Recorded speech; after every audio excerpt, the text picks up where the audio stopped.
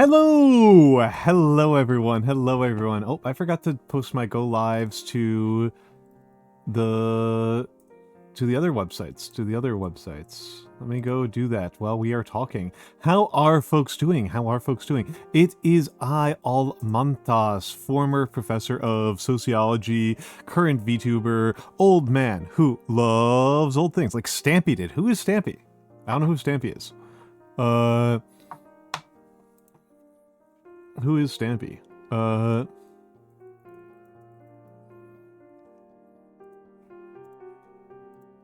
Who is Stampy? The Minecraft YouTuber. I have to say, there is no way that I would know any Minecraft YouTubers.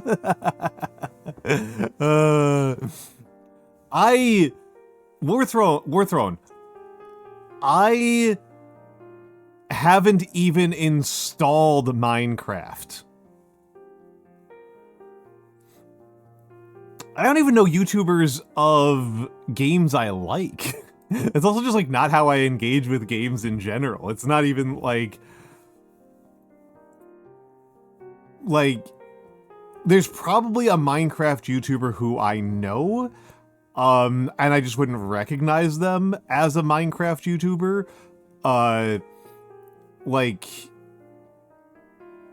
I definitely knew who Osmongold was for like a couple of years before I knew that he was a World of Warcraft guy. Like I knew him as a political activist. Long before I knew I knew that he had like a gaming career. Akshi, thank you for the watch streak. Thank you very much for the watch streak. 65. That's so many. I think that puts you in second place. But yeah, the YouTubers that I watch are like, I watch Little Wars and Vale Fisk and Any Austin. Does Any Austin qualify as a Skyrim YouTuber? Is that how would people describe him as a Skyrim YouTuber?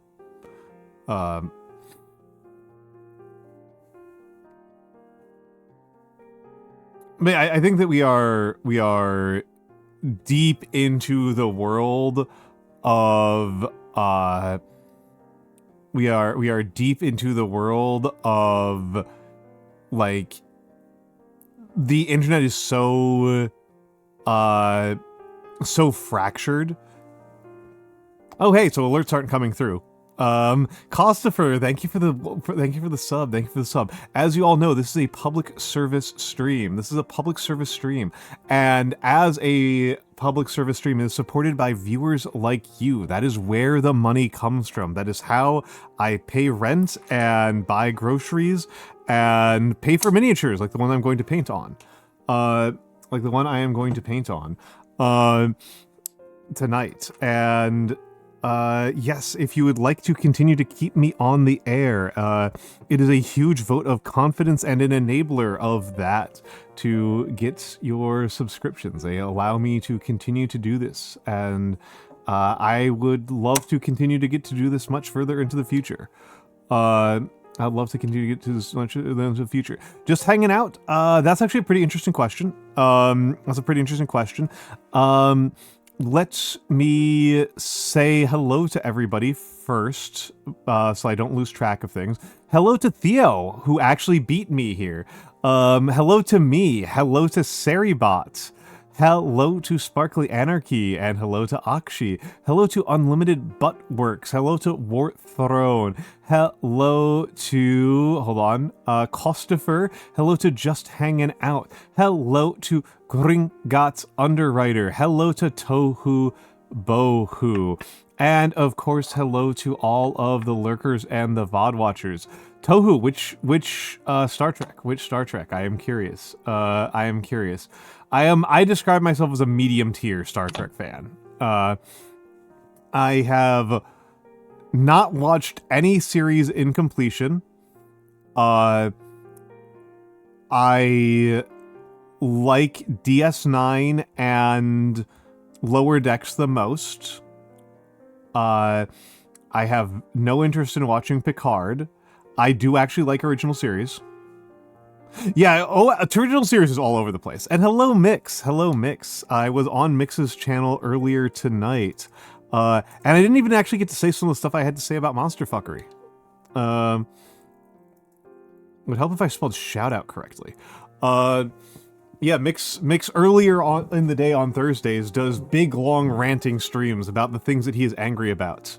I will in a moment. Actually, no. I'll say the core thing that I think is actually kind of interesting, which was like the question of like what makes something a monster. And I think that even though I agreed fundamentally with Koi about the monster fuckery of the Wandering Inn being cowardly, I think it does actually provide us with some an interesting examination, which is that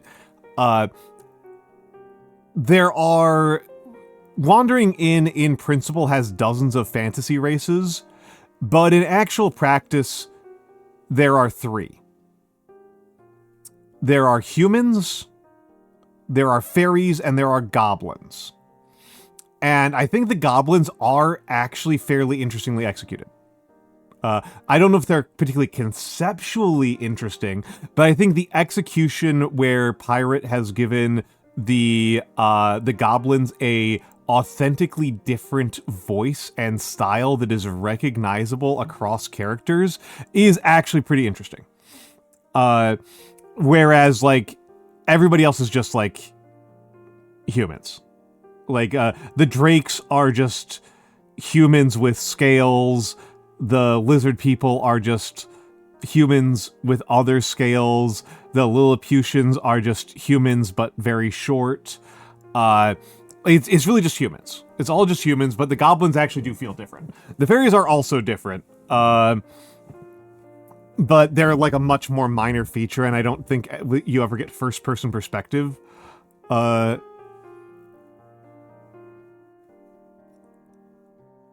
Those on the soils and those out of the air. Yeah, fair. Fair.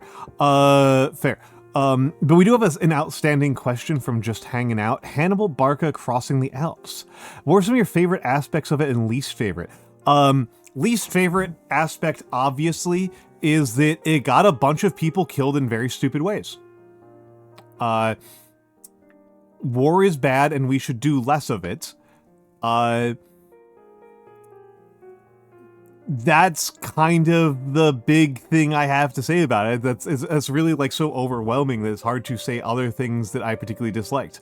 All the poor animals that died in the mountains, the sheer kind of pointlessness of it as well. It's like Hannibal's campaign is one of those things that if you like, because it was really traumatic for the Romans, and because it involved several of the largest defeats the Romans ever faced in their 1,000-year history, and in their backyard, and was like the last real war in the Italian backyard that wasn't against other Romans for a very long time, right up until like the Vandals, then it takes on this real... I have not heard of this. I don't know who Patrick Wyman is. Talk about it. Tell me about it. But the with the, so it can feel like Hannibal almost won, right? It can feel like this was like a close fought thing, or Hannibal nearly got it. It can feel like that from like our perspective. It wasn't. It just wasn't. It's he never got close to Rome, and the thing is, I mean, I think didn't he like get up to the gates at one point? But it's, even if he could bypass them, you can't lay a siege while you yourself are surrounded by hostile fortifications. Like, you just lose.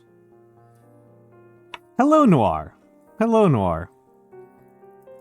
And he had a theory that he could peel off a critical percentage of Roman supports. That you could peel off a critical percentage of the Roman support of like because the Romans are an alliance system at this point, right? The Romans are a confederacy.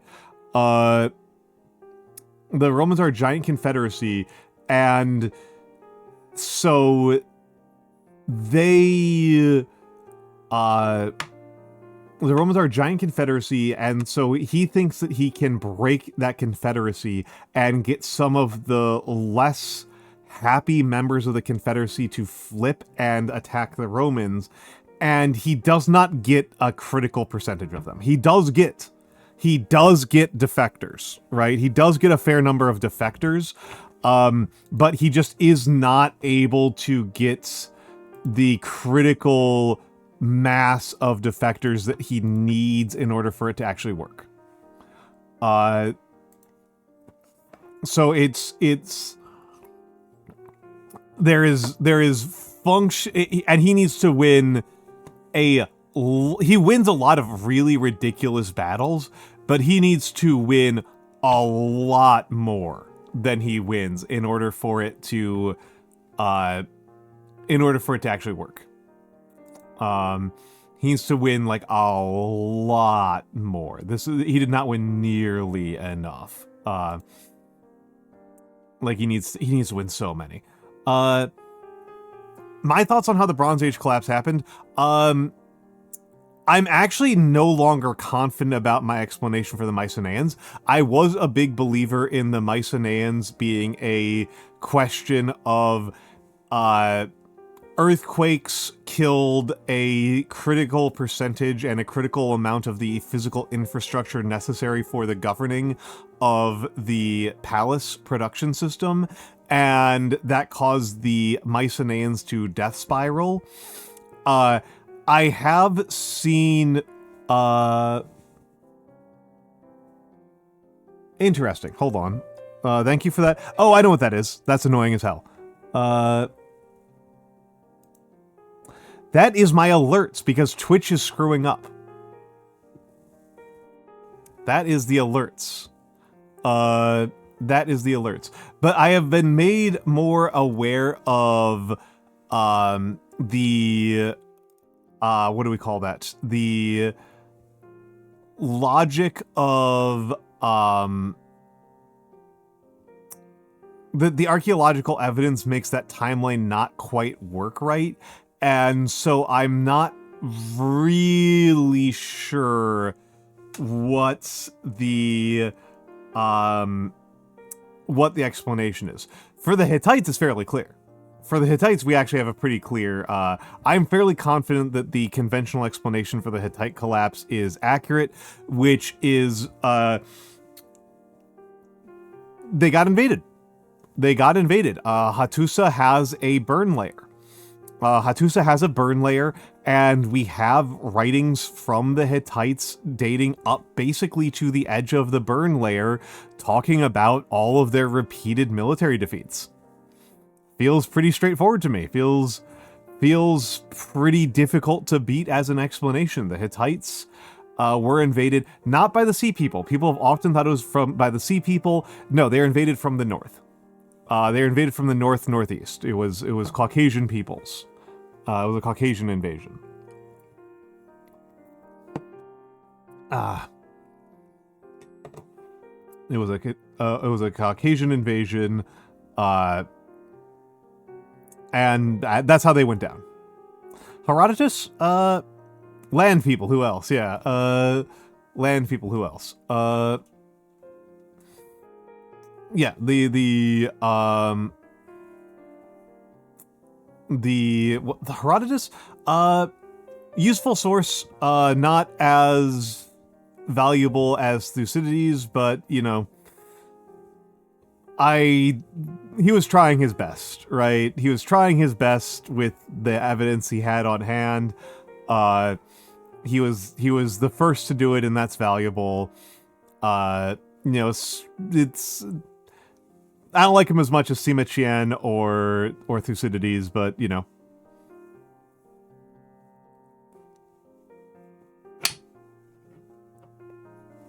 You know, it's of our fathers of history. You know, not the worst, not the worst that you can do. You could do worse. You could do worse than Herodotus. I do think you generally have to take what Herodotus says as a kind of like double check all of his work kind of thing. I think it's kind of interesting the ways in which Herodotus is like affirmatively participating in the creation of a pan-Greek identity. That like he has such an agenda. And I think that's kind of valuable that like to know and to keep in mind that like he has such an agenda.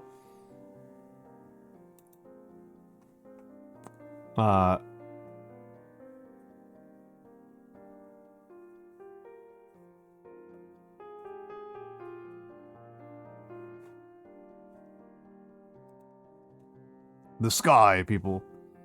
Hello, Gamma. Hello, Gamma. Pot number 4. Oh, I'm assuming it was you, Gamma. I'm assuming it was you, Gamma.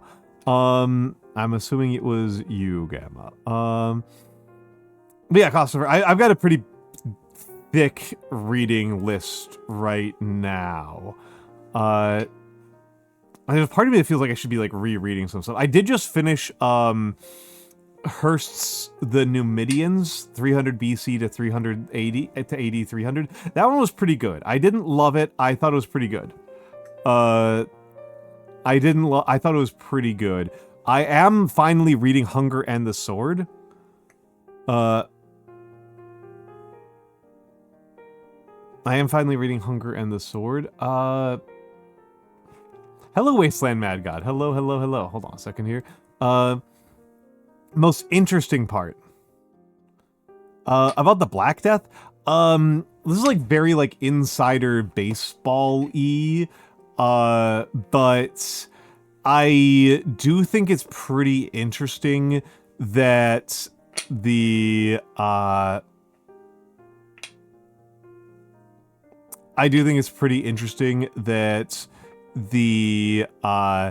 there's this mythos, right? There's this mythos around Poland and the Black Death, that Poland was able to avoid the Black Death.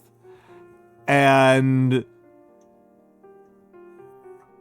oftentimes people say it's because they had better border controls. And no. No, they did not. They did not.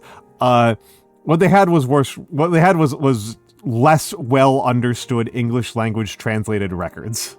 That's what they had. That's they did not do noticeably better than other people. It was the records not being as translated for some reason. It was an archival issue. It was an archives thing. It was an archives things. And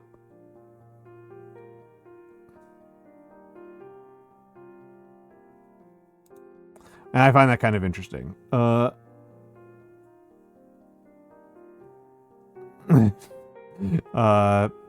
You're all right. You're all right. You're all right. Yeah, it's one of those things I think that I think is actually kind of an interesting part of it, is the extent to which people fleeing the Black Death actually made it substantially worse.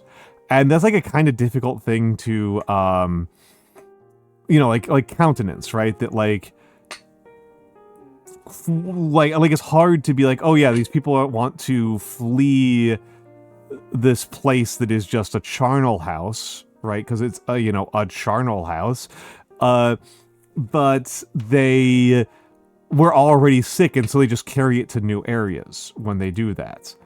That is like part of the danger, right, of these kind of things. Yeah, the economics is pretty fascinating and interesting. Oh, actual minor thing. That is interesting from the Black Death is that one of the British responses to the Black Death was to impose price ceilings on laborers. It happened like over 100 years later, but it was kind of ultimately in response to that, was that like you're not allowed to pay workers more than a certain amount. you're not allowed to pay workers more than a certain amount. And this law was on the books into the 1800s. It hadn't been enforced since like the 1400s, but it was on the books into the 1800s. I think that's kind of neat. I think that is pretty fucking cool, as they say. I think that is pretty cool. I have I'm still working my way through I am still working my way through the History of Egypt podcast, because I listen to podcasts pretty slowly. Especially since, like, as a full-time streamer, I don't listen to podcasts when I'm not on the train nearly as often. And so the main time I would listen to podcasts is I would load them up on my phone before I got on the train for my commute in the morning. And now I just kind of don't do that because I'm not doing I don't have a daily commute anymore. So I listen to like an episode every like week or two of a podcast. I maybe could listen to more because like that's like kind of a traditional way for me to relax, is to fire up, Warframe or Helldivers and listen to and have like Annie Austin or something on in the background. Or like I was listening to a interview this afternoon with I think it was Anthony Cha, who was, this is kind of an interesting character. It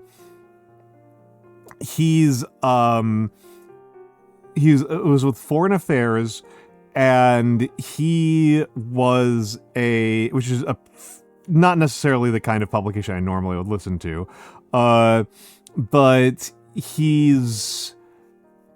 was making the advocacy that, not even the advocacy, the question, what he was a member of the American State Department. He was involved in pretty high level stuff, negotiating with North Korea to try to stop them from developing a nuclear program. And he was talking about like, how should the US respond to a world wherein this entire plan failed, right? The United States did not successfully convince North Korea to stop their nuclear program. Did not successfully convince them to stop their nuclear program. And so that's, we kind of have to figure out how we're going to live with that nuclear program. He talks a little bit about, he was talking about like how, like, he experienced being a diplomat who worked on this project, right, of trying to talk to North Korean diplomats about what it would take to get North Korea to abandon their nuclear program.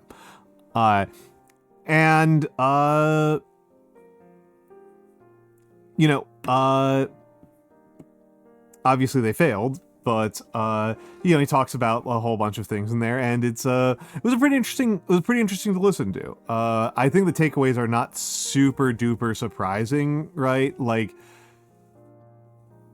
he felt like the negotiations are fundamentally doomed because the North Korean government just never had any intention of not having a nuclear program.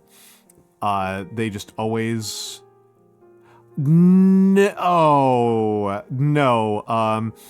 North Korea has formally declared, or if they did, it was very recently. I didn't hear about it yet. What I did hear about is that North Korea has formally said now that they are not pursuing reunification. They have made it clear that they have been trending away from that for a while, and so some people were like, oh, that's not news. But I don't think they had made any formal statements about it. They had just made some like informal teaser statements about it. And now it looks like formally North Korea has abandoned the claim that they plan on unifying the two Koreas, which is an interesting change, right? That is an interesting change. Yeah, about half of what you're thinking. Yeah. I am bad with names, and I've never studied history of medicine seriously, so I might have heard of Huatuo, but I'm going to have to Google. I'm going to have to Google Huatuo. I'm going to have to Google Huatuo. Who is Huatuo?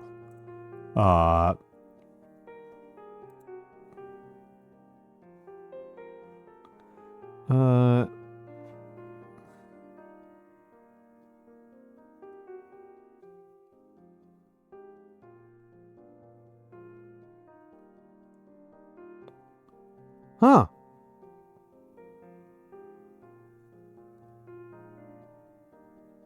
He was executed by Cao Cao.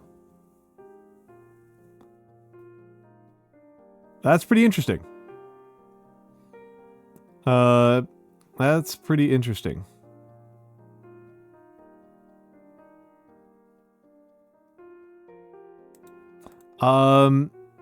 That's pretty interesting.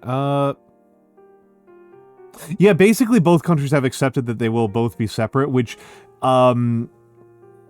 optimistically, I would hope that would lead to the countries negotiating an actual peace treaty, because I don't know if people are aware of this, but the Korean Peninsula the Korean War is actually currently, like, formally speaking, on pause.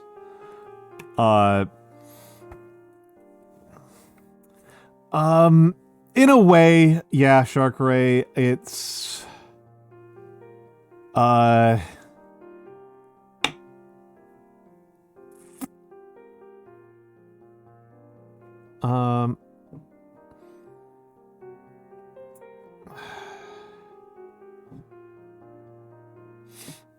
the time period when there was any idea of what a reunification between the Koreas would even look like has frankly receded deep into the mists of time. The two cultures have diverged quite radically, and so it's, and particularly with North Korea becoming a permanent member of the nuclear club, it's,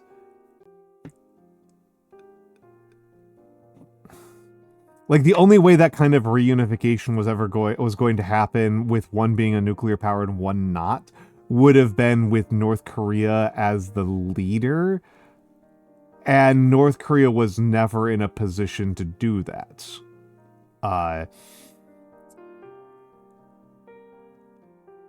And yeah, in a way, hello Blue Rose. Hello Blue Rose.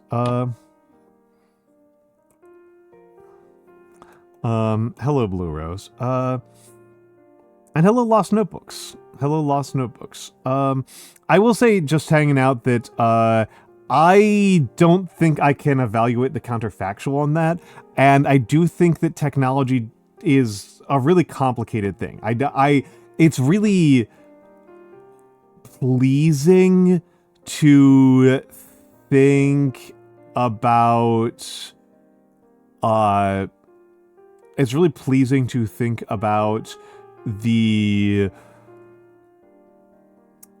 idea that, like, if this or that inventor had done something slightly differently, technology would either be a lot more advanced or a lot further behind. And there are a couple of places where I feel like I have some idea of this, right? Like, I think if Salk had insisted on patenting penicillin, a lot more people would die, right? A lot more people would have died. And of course that leads to a kind of like corollary thing of, like, imagine how much better we would be if a lot more medicine was not patented like that. And it's, that's, I don't know how to value that kind of counterfactual, right? It's technology is so complicated. The spread and development of technology is so complicated, it's one of those things that's a little bit like inflation, where we know a lot about the theories that don't work, but not a lot. I feel a lot less confident about which theories are the ones that truly do work. I know some people in chat know a little bit more about inflation than I do. Hello, Ryan. Hello, Ryan. Good to see you here, buddy. I know there are some people who know a lot more about inflation that might contest why I said that.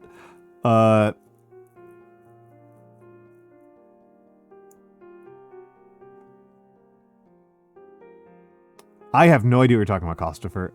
I know Kim Jong-nam was a guy who died, but I don't know what you mean by prankster. Oh wait, no, now I remember. That was crazy. I do remember. That was nuts. That was nuts. I only remembered it because there was a person on Something Awful who had the picture of the girl with the LOL t-shirt on it as his profile picture for years. Yeah, and I mean it's unlimited buttworks. It's I am much more worried about getting in trouble for like overstating a claim than I am for just not knowing something, right? Like I know it's like better for like clicks and attention or whatever to claim that you know everything at all times, but I think that's kind of like long-term bad for you because it makes you kind of an uncredible clown. And I definitely am confident that I've said some wrong things on here before, if only because like I learned new things that convinced me. Like I've like seen some of my old VODs and I've like looked back and I'm like, I don't think that's actually right. Like that's happened a couple of times. But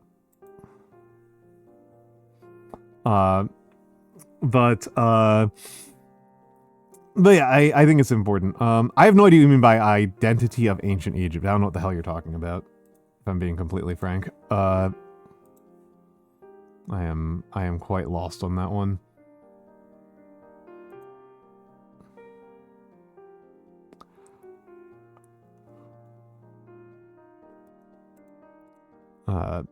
I know that there has been at various points in time a concern that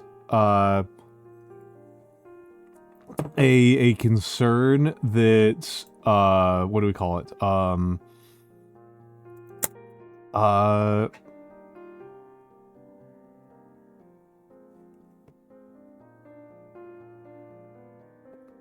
Yeah, and I mean it's something that is something of a challenge for me with doing this as a live format, is that like I don't have my sources at my hand, right? Like sometimes I'm willing to like look them up, but like when I am when I am writing as a rule, as a rule, my normal way of writing things is like I have the book in hand. Like when I make a significant factual claim that's like even slightly interesting, I put in a footnote and write down the page number that I just read it from. So when I'm live, I feel a lot less stable and comfortable. Is what I would say. Yeah,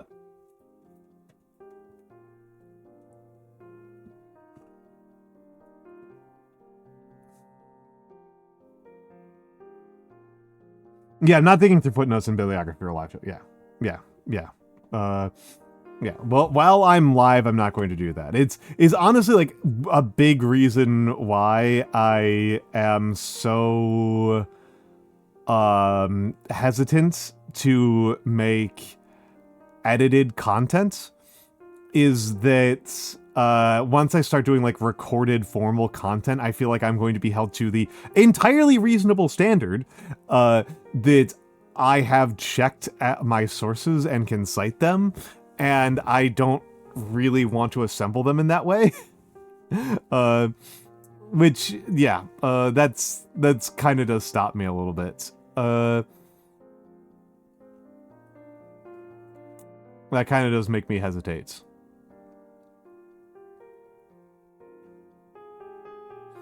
Yeah, that's kind of, I hope that I have given people enough caveats that if they learn something from me and then they run into contrary evidence, that they are not reflexively siding with my half memories. You know, there are some topics where I know them well enough that I will fight you on it even when I'm live, but like,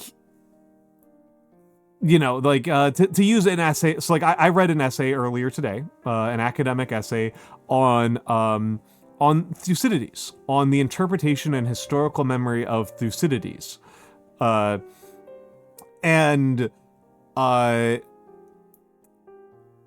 this was by Neville Morley, who is something of a world-class expert on Thucydides, and Neville Morley is pretty insistent that the correct interpretation of Thucydides is there isn't a correct interpretation of Thucydides.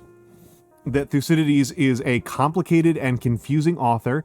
Even if you read ancient Greek at a high level, he is a confusing and complicated writer.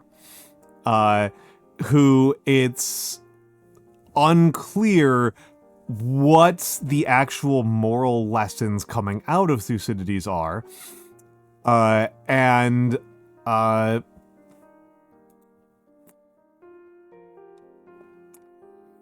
Yeah, that's, I think, kind of interesting and valuable that he's willing to say that, and that, you know, that's the thing where it's like, you know, Thucydides says stuff and we can verifiably be like, oh yeah, Thucydides definitely said this, right? Like, he definitely said like X, Y, or Z things because we have specific quotes, but it's less clear what those things mean, oftentimes. You know, there's that's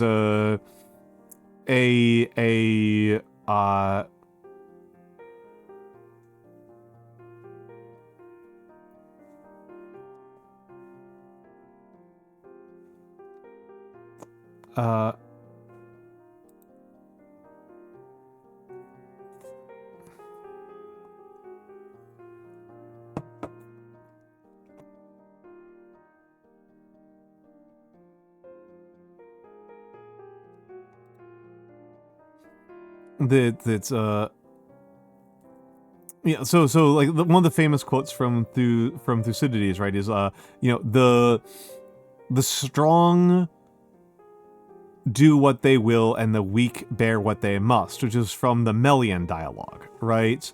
That's from the Melian dialogue. And the thing is that, like, you can interpret this as some people have interpreted this as a positive normative statement.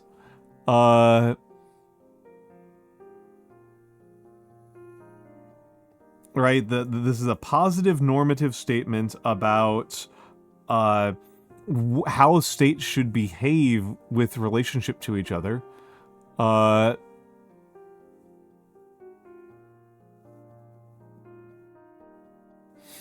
And other people have interpreted it as a display of Athenian hubris, right? This is something that the Athenians say to the Melians,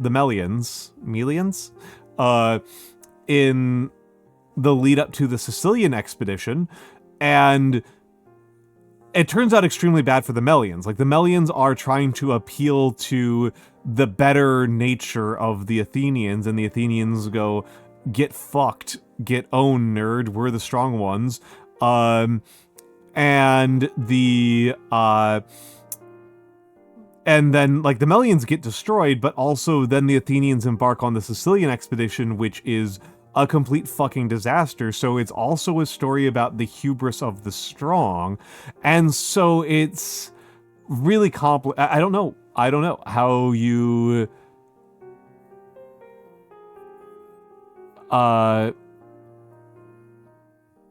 how you do it, how you interpret it. And I don't think it. I think that I'm gonna trust Neville Morley on this. That it's not easy to find clear ones. Okay, so my thought on that, actually, I do have an interesting thought on that. Just hanging out. I do have an actual interesting thought on that, which is that we see in ancient Egypt retainer sacrifice, and one of the most famous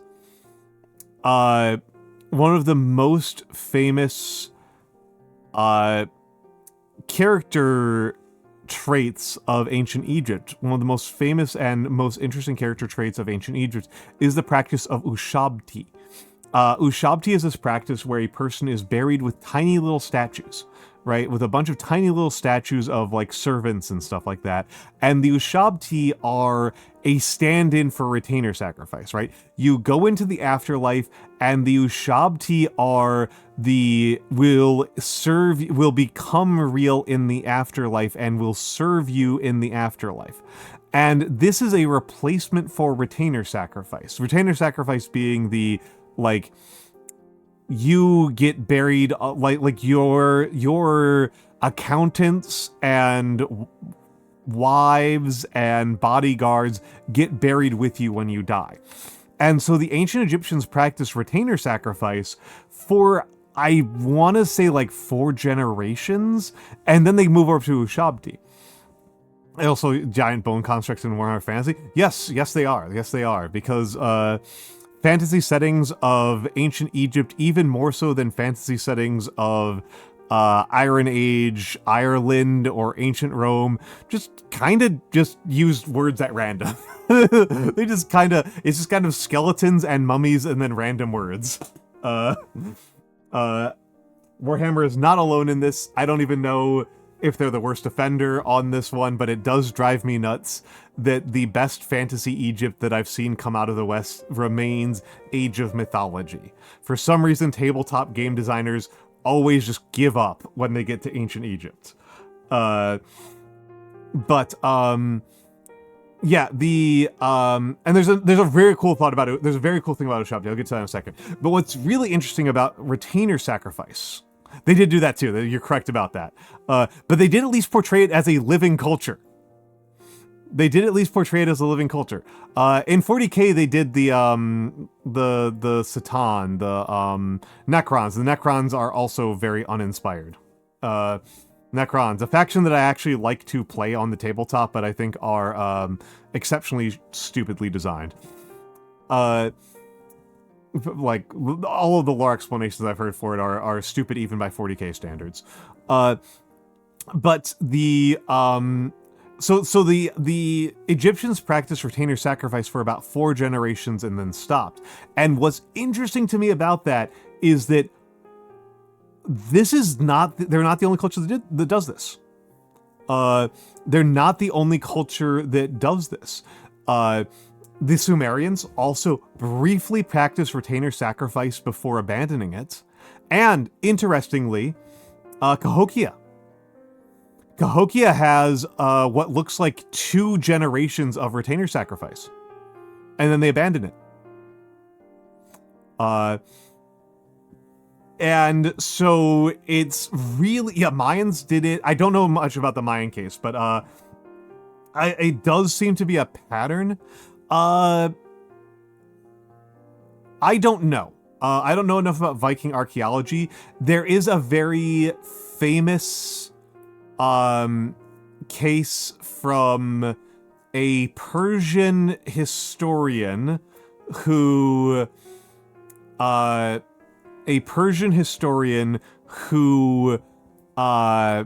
witnessed a Viking funeral while he was in Constantinople, and he did describe that a slave was sacrificed. This was like the leader of the Varangian Guard, and that they did sacrifice they did strangle a slave and burn her with the with their chief. Yeah, Chinese did retainer sacrifices also only a couple of times, and it's really interesting that it always seems to happen shortly before literacy, right? That like shortly before we get like any significant amounts of written records is when retainer sacrifice is practiced. I don't have an explanation about this. I don't even have a good theory.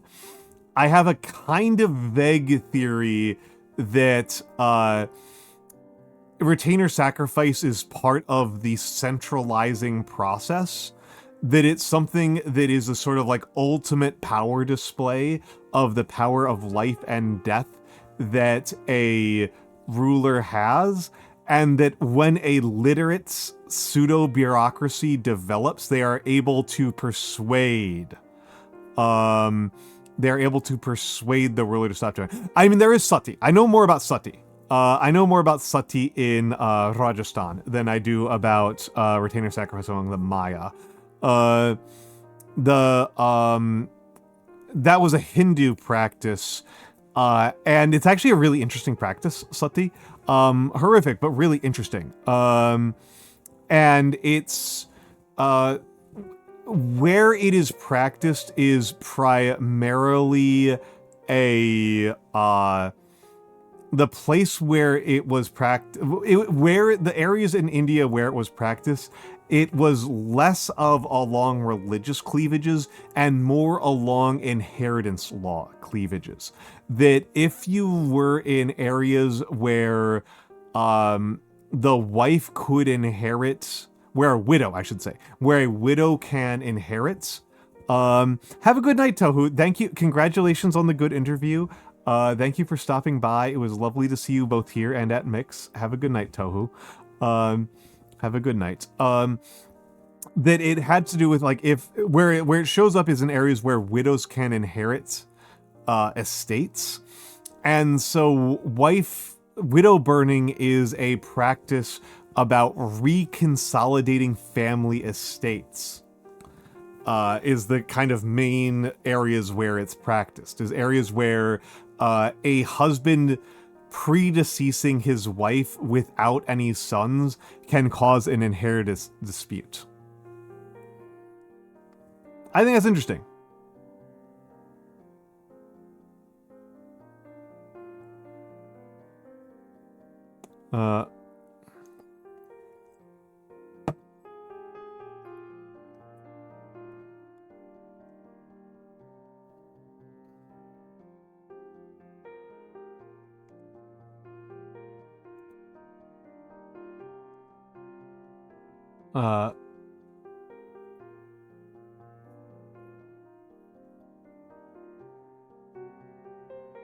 Oh, so what winds up being interesting about it in a historical context here, just hanging out, is that the British, unsurprisingly, found it morally repugnant, right? It's to the type of morality the British had. This was something that they found really offensive.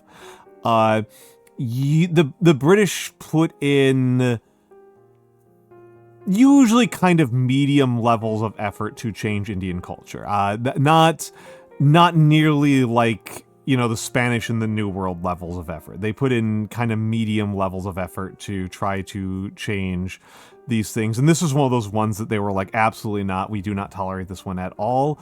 And what wound up happening was that it was a bit of a Streisand effect thing. It was a little bit of a Streisand effect thing. It was when it was first made illegal, it was a fairly limited regional practice in Rajasthan, in northwest India. And when they made it illegal, they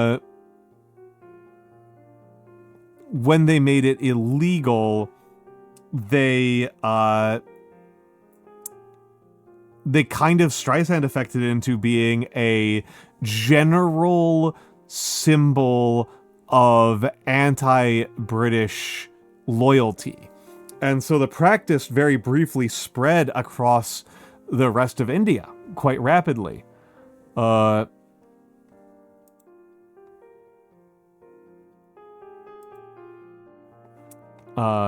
Spread quite rapidly. And that's kind of an interesting thing, right? That's kind of an interesting thing. But yeah, it was the British colonial administration. Unsurprisingly, my ad manager is completely blank.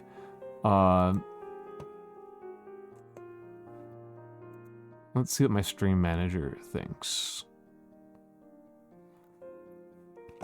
Stream manager is also completely blank. So it looks like I will have to just fully guess randomly on when my ads are happening. I will have to simply make educated guesses. I think I will just have to look out for when the clock ticks over to 1 hour, when the internal clock clicks over to 1 hour, which I can do.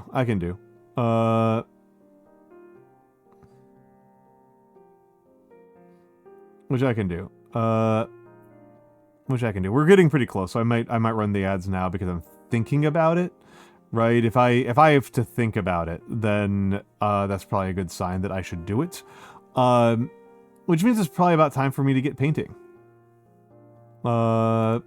Which means it's probably about time for me to get painting.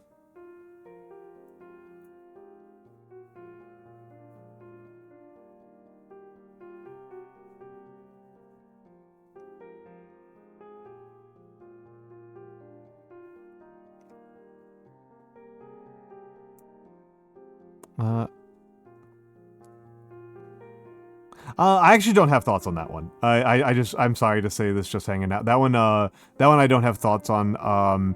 When I am, I'm always kind of pedantic about this. I'm not a Roman Empire guy. I'm a Roman Republic guy.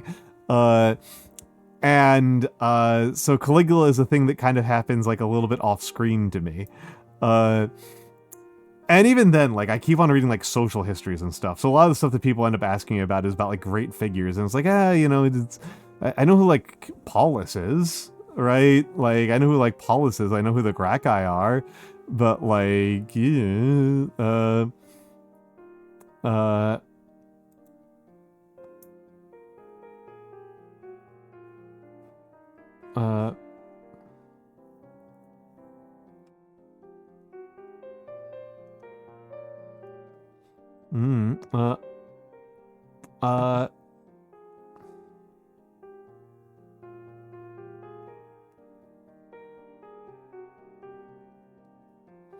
taking a big old stretch on my neck.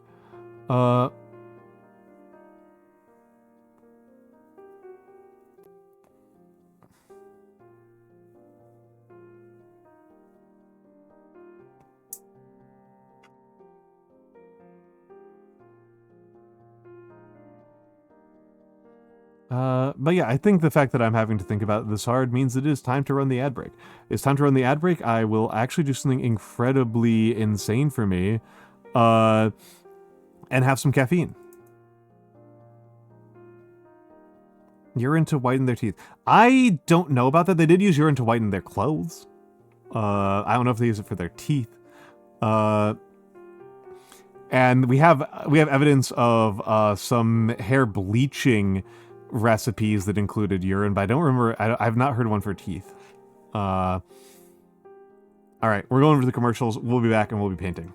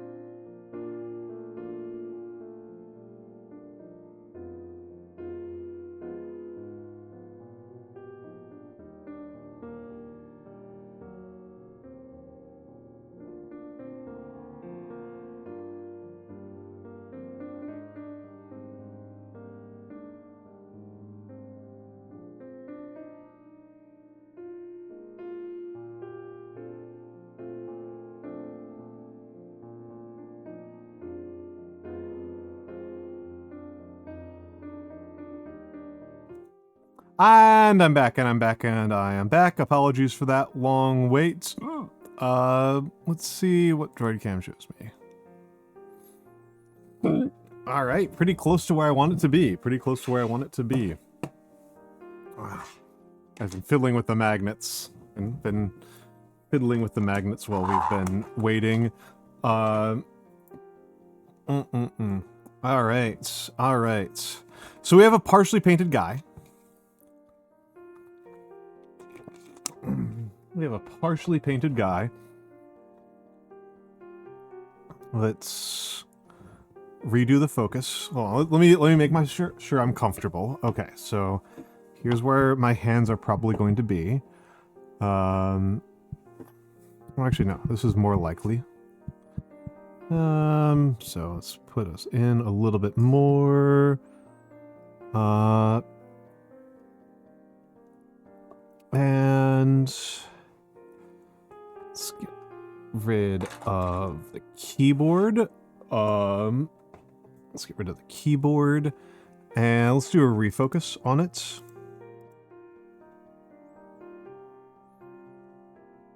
That looks a lot better, chat. Don't you think so? Let's around the lighting a little bit. And actually, you know what? Hold on. I'm gonna change the angle a little bit. I'm gonna low angle us a little bit.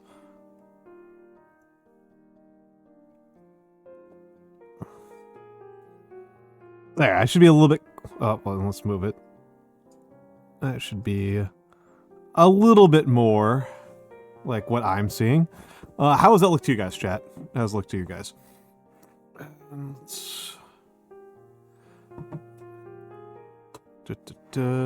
Just moving some things around here so that I have a comfortable painting space. You don't need to be here at all. Oh, hello, Thanos. Hello, Thanos. Oh, hello, Thanos. Let me give a quick shout out to Vera.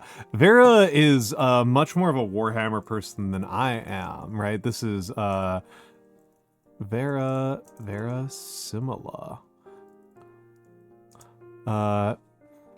Vera's a treasure. Vera's a treasure. Oh, she just ended her stream? Oh, okay, okay. Looks like she's still alive. But Vera's a treasure. I adore her. She knows so much about Warhammer, and because I am only... Oh, okay. That's I guess I got warned. Welcome in, Vera. I literally just shouted you out before you got here. You were playing... I did not quite understand what you're playing. You're playing some sort of gacha game for the GameCube? That is not how you spell your name. That is how you spell your name. Hello, Vera. How are you doing, my dear? How are you doing, my dear? Welcome in, Captain Fumark and William Jokola and Oglok Drew. Please not resist. Random retro game you kind of like. Excellent. That's a good choice. That's a good way to do things. I've been known to play Majesty periodically just because I like. Oh, I thought it was super expensive because it was like they somehow made a gambling game on the GameCube, and I'm like, that's fucking insane. But for the readers. My name is Almantas VT. I am a former professor of sociology and a current VTuber. I mostly do calligraphy. This is what my handwriting looks like. This is not a drill. This is not a joke. This is what my handwriting looks like. I love this quote a lot. That is what I do most Mondays. I am, however, today going to be painting. I have a partially painted little Roman guy. This was the pen I used for that one. It's a 2.4 millimeter. That one's a 2.4 millimeter. Yes, because we're on a new scene, so I haven't disabled it yet. Vera, were alerts broken for you as well? Because alerts have been broken for me. But yeah, it's a 2.4.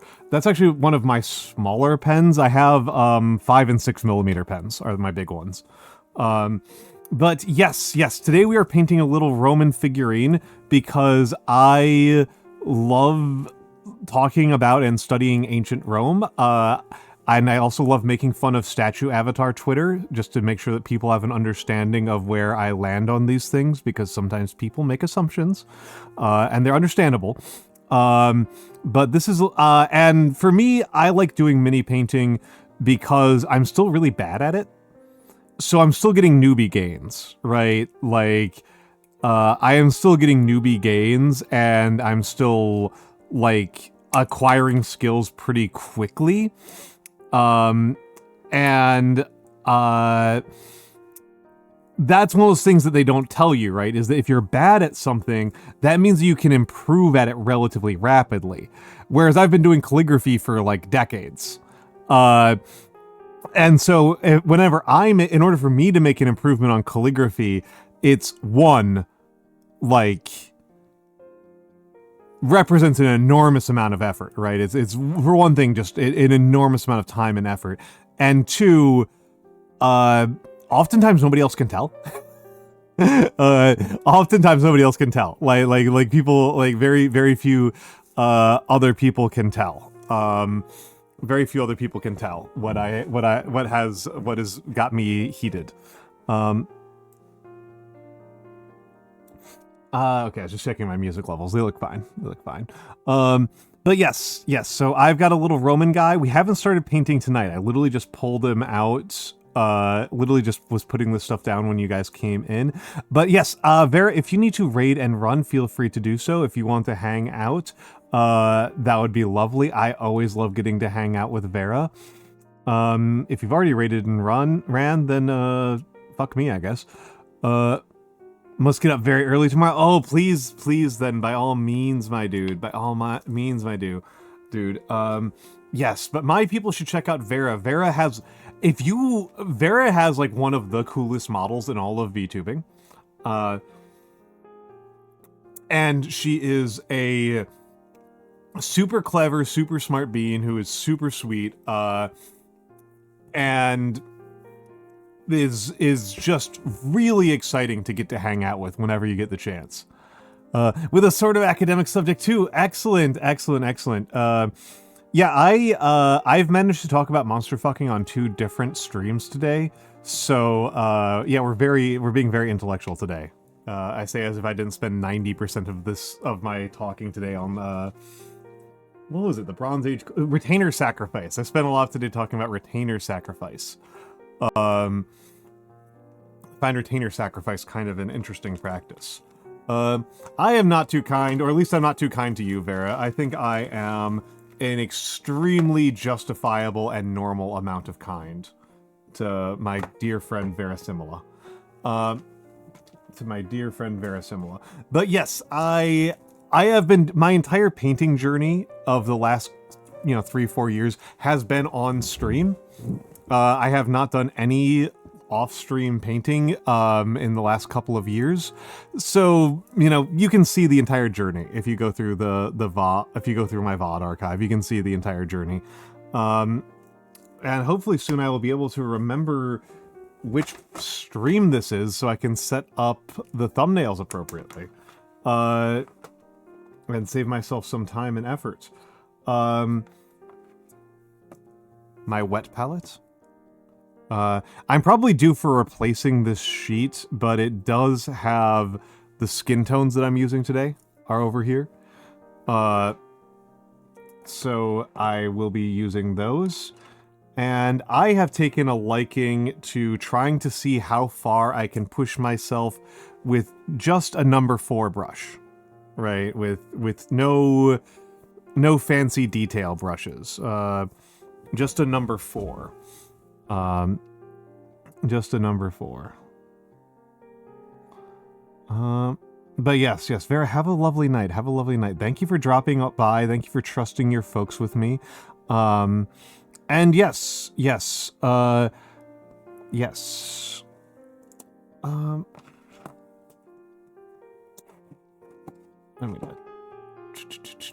me just change something up here.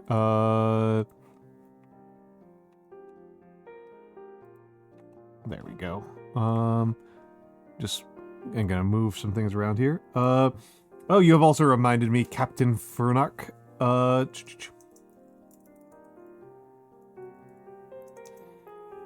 The Almantas. I like that emote a lot. Okay. So let me figure out where I was on this model.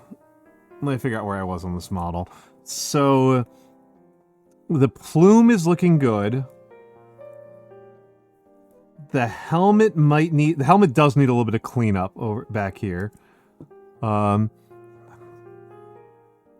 The lighting works fine on my end, but so harsh on stream. Holy crap.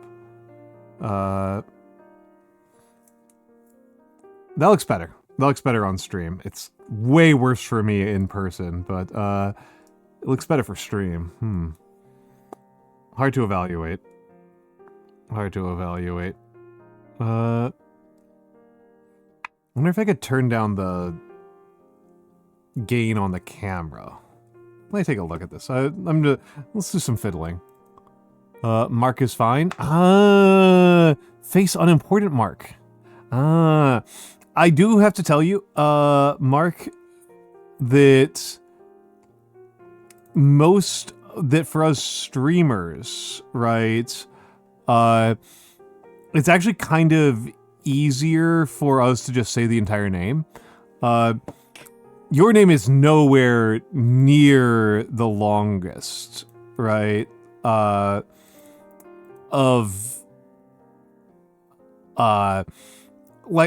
People who I've known for a while, it's one thing. I'm just going to play around a little with gamma and brightness. I think this is way too harsh. That's not good. That's horrible. Holy crap. Oh, interesting.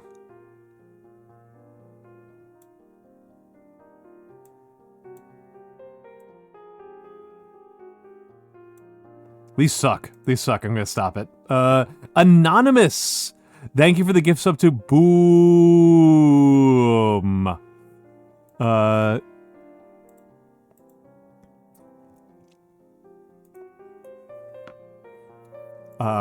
Thank you. And yeah, I talk pretty fast. I am of the New York. I am a New Yorker, and so I've got a pretty fast speaking pace. I actually slow myself down quite a bit when I'm on stream, not so much out of respect for you guys, but because it's better for preserving my voice. And it allows me to collect my thoughts a little bit better. Usually from Jersey. Ah, okay. I think Jersey gets unfair hate, if I'm honest. I think that's like one of those like New Yorker things I've always kind of been contrarian about. It's a unpopular New Yorker opinion. New Jersey's fine, actually. You blame the show? Which show do you blame? I'm not sure which one is like the show. That's like the New Jersey show.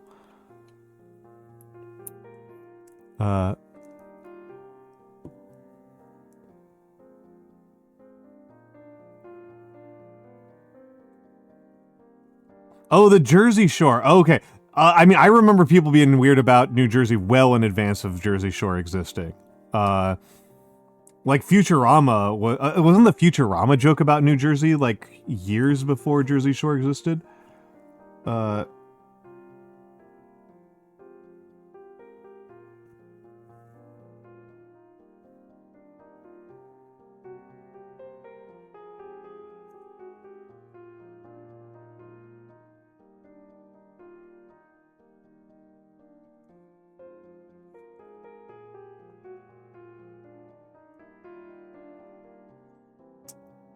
The joke specifically from Futurama was that, like, they're looking for apartments, and one of the apartments that they look at says that like they're looking at apartments like, wow, this apartment's amazing, this is perfect, what's the catch? And the person says, well, we are technically in New Jersey. And the yeah, that one exactly. We're technically in New Jersey, and then it cuts immediately to completely unlivable. Uh, uh, completely unlivable. Yeah, and also hello Orc Florist, and hello Vovert, and hello Matthew. Hello, hello, hello, all three of you right on top of each other. Did you all come from a party together? That would be an interesting party. That would be an interesting party.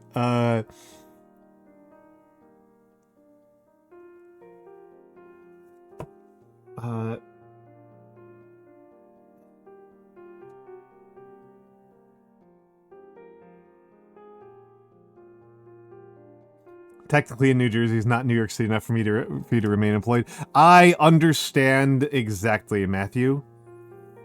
I understand precisely what you're talking about. I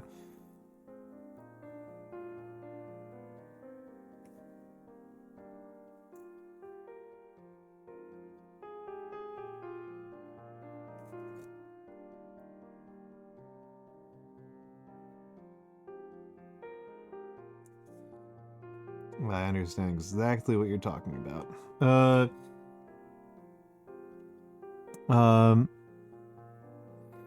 Yelling about Pokemon dumb stuff in Discord, amazing. Amazing. And hello Noise Marine, and hello Noise Marine.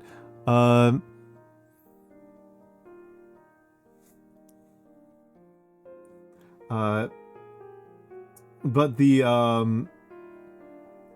yeah, the I think New Jersey gets an unfair rap, but I will say Orc Florist, you are not talking to somebody who's a Bon Jovi appreciator.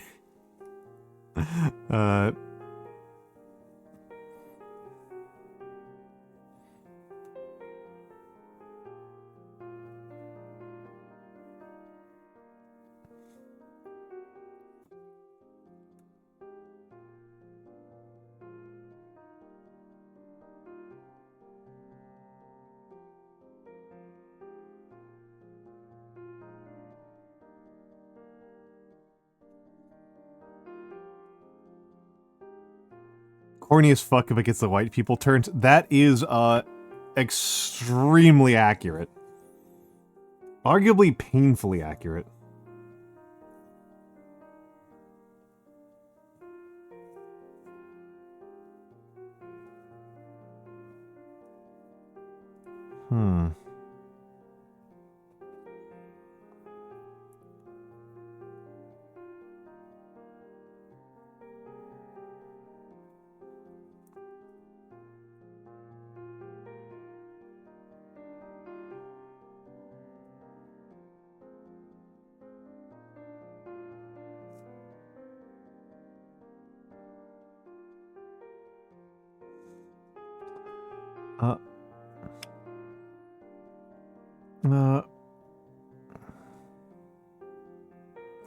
Oh, that's interesting, Arc Florist. Yeah, because I don't know Mr. Brightside at all. It's like a thing that I know that people talk about a lot is like the song that like everybody has heard all the time, and I actually genuinely don't recognize it.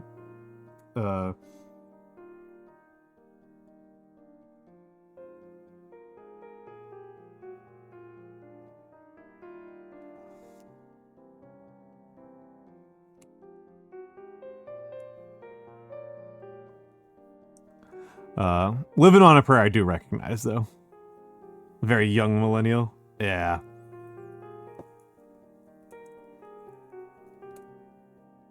That makes sense.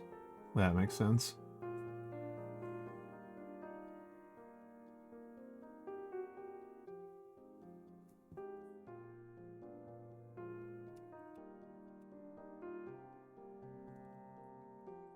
So what I'm doing right now is I've created some highlights. It looks like I created some ice yellow highlights last time, and they look like ass after they dried. So I'm glazing over them with some mahogany, which is the underlying base layer, right? These are base layer mahogany, and then I highlighted with an ice yellow, and I'm coming back in with mahogany again, but I think I need to add a little bit more of the highlight layer.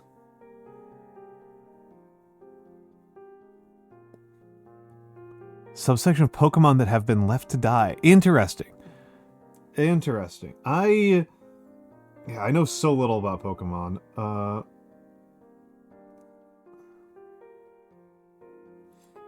this is not dry enough. So, okay. Wet to reactivate the paint. Dry it out. Ultra Beasts. I will have to take your word for it. You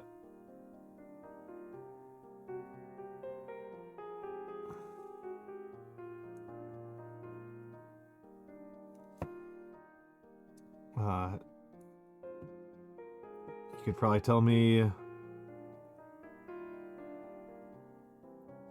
I'm not sure what the limit is on, like, something you could tell me about Pokemon that I would, like, stop believing you.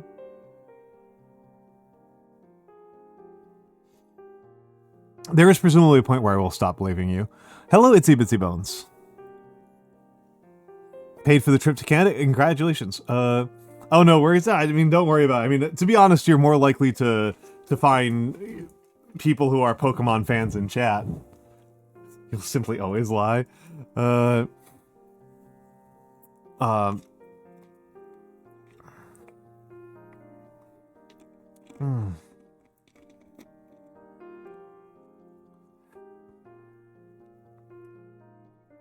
Yeah, I thought you were Itsy Bitsy Bones. I wasn't sure. I didn't want to call you out because, I was about to say every single trans man I know is into Pokemon, but that's actually not true. But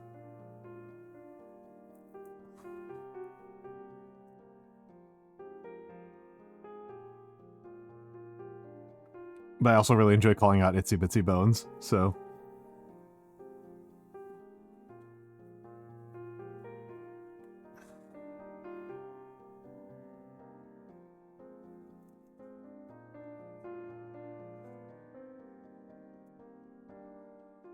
Okay, hold on, let's... They're a little bit more...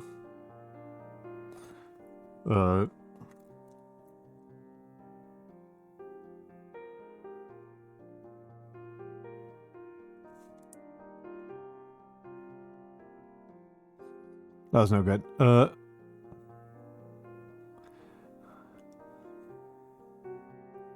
Honestly, Itsy Bitsy Bones, if I didn't know you, I would not have said something like that. I did know that that wouldn't bother you. Because that would have been very rude. That could have been very rude. Yeah, I do actually know some trans guys who don't have any feelings about Pokemon one way or the other.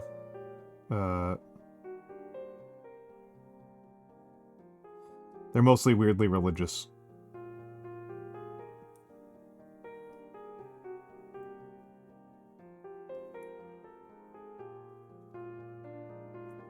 Okay, I'm going to return to glazing in a few moments.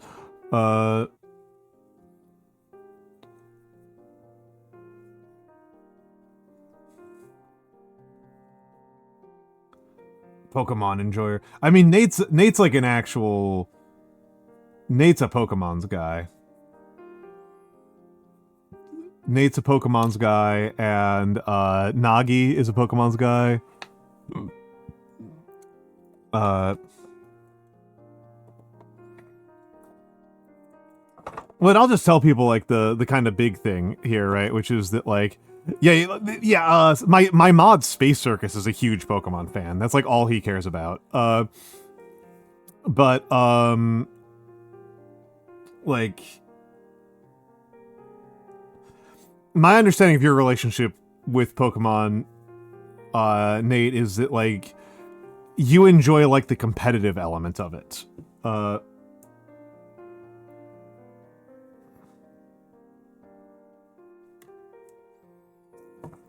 gonna try a technique that I actually learned from another VTuber.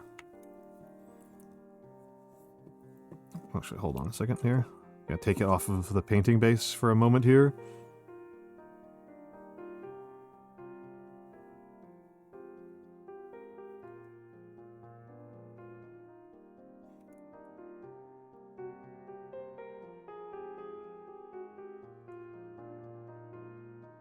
Very, very tiny improvement to my very horrible basing, right?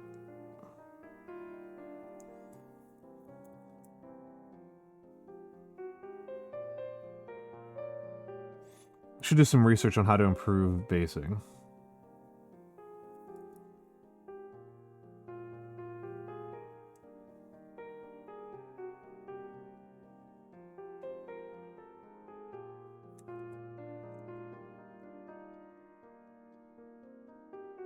But I did research on how to improve my yellows.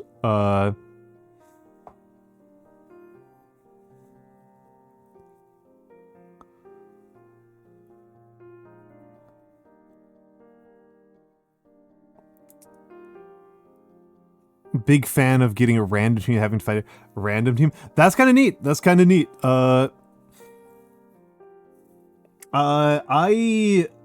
It kind of reminds me of something I think is kind of like one of those things that's interesting is like the extent to which like there's a couple of like with Magic the Gathering, right? The default competitive format is constructed, but drafting is its own really interesting format that has its own different type of meta and skills involved.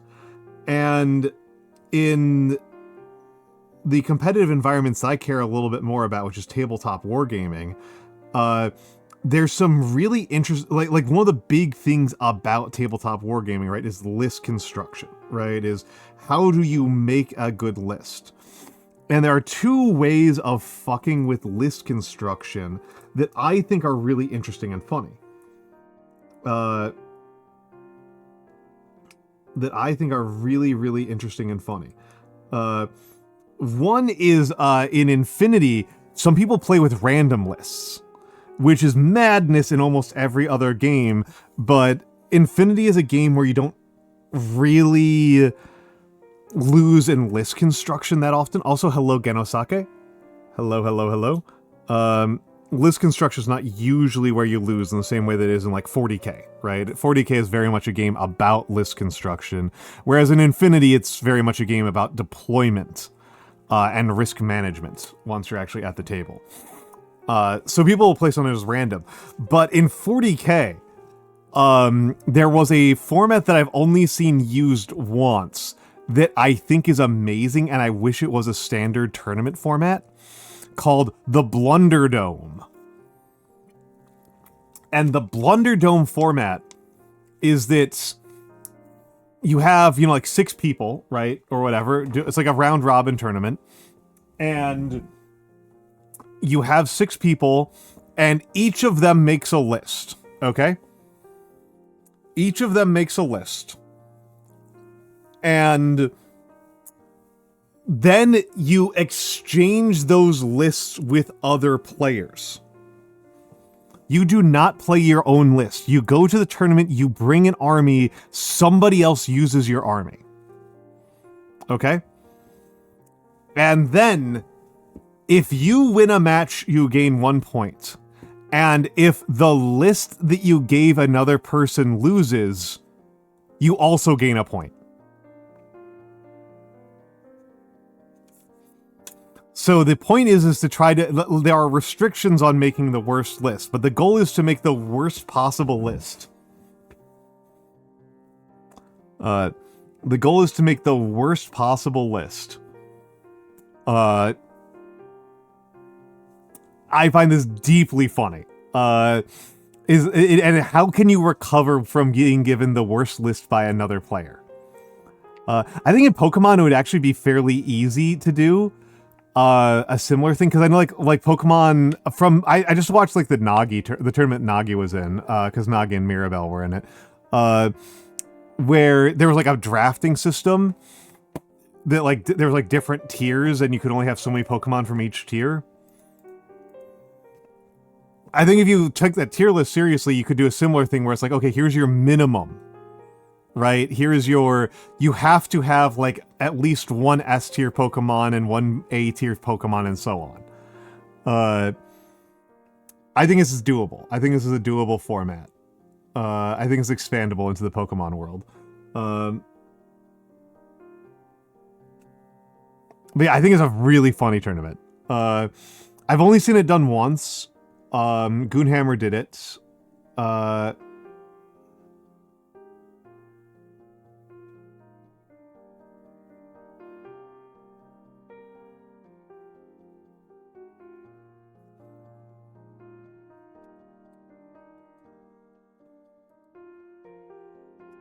But I think more people could do it, and it's... I think more games could do it as well.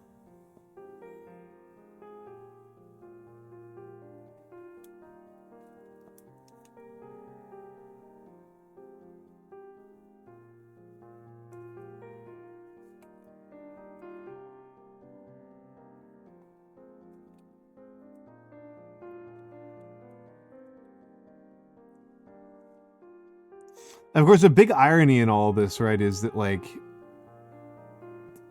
I don't actually really like doing competitive gaming as an individual. I like pushing myself. I like pushing myself.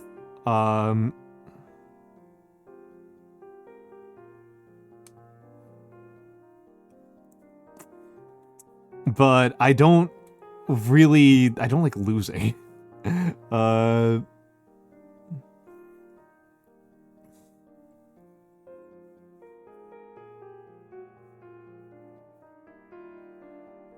Got really competitive with Smash Bros. That's a brutal one to be competitive about. That's a really brutal one to be competitive about. God, I'm still thinking about the time when I was, like, first time I went to MagFest. And one of the VTubers is, like, insanely good at Smash. And I still remember meeting her after the tournament. Like, I didn't meet her beforehand. Like, I literally meeting her the first time was, like, after the tournament. I was like, so how'd the tournament go? And she just goes, oh, I won. I'm like, wow, you were pretty nonchalant about that. And she's like, yeah, I was like top 5 in the world at one point. It's like,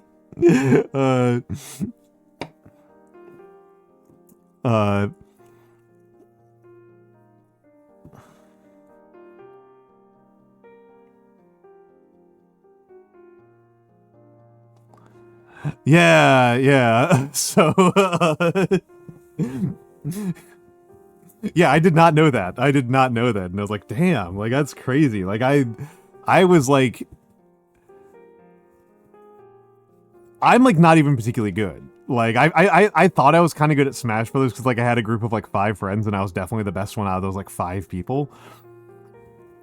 But, like, I got exposed to like anybody who like did even like the most basic regional tournaments and they just absolutely kicked my ass. like horrendously. Like truly horrendously.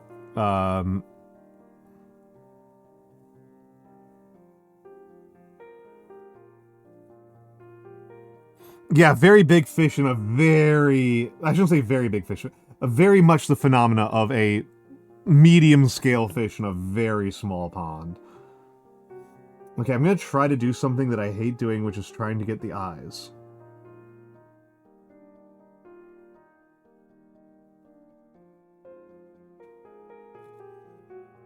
I hate doing the eyes.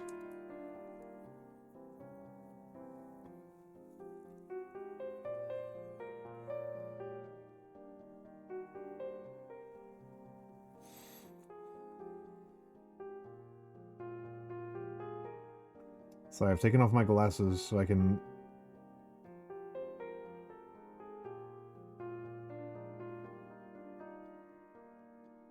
Okay, let's give that a second.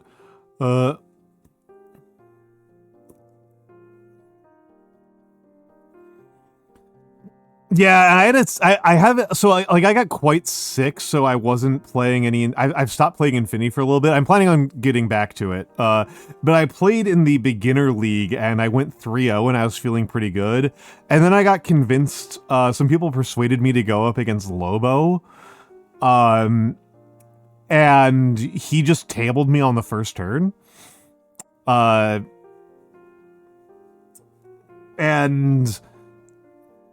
I do kind of wonder if that was something of like a prank on me, because like having hung around the Infinity Global League for a little bit, Infinity Global League is a really competitive tournament environment. According to people who are in like other tournaments, like these are the best players in the world are in the Infinity Global League. And from what I can tell, Lobo might actually just be the best player in the world. So I went from going up against like 3 newbies, where we were all kind of like figuring out the rules, to like the best player in the world.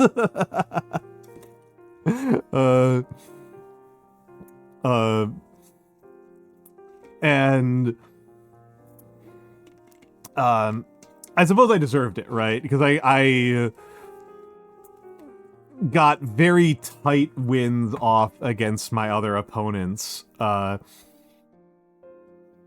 Actually, I won quite decisively against at least 2 of those victories were very decisive.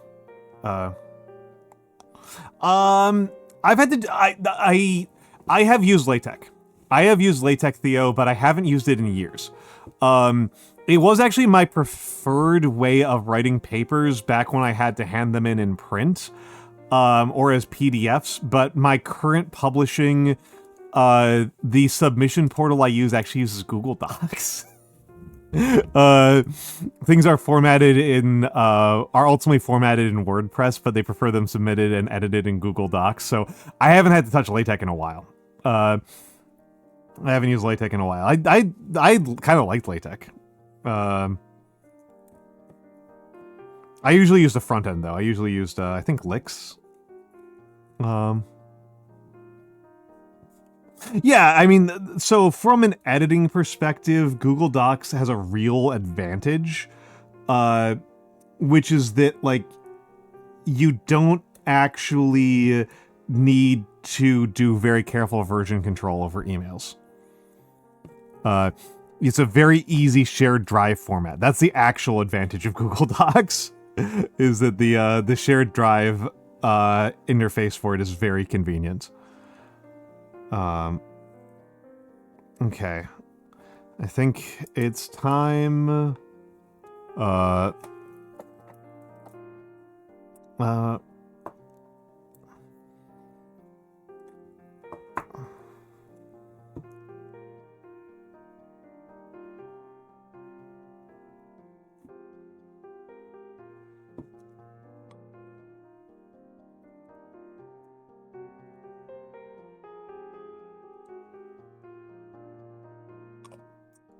Hello, beautiful angel. Good to see you again. Good to see you again.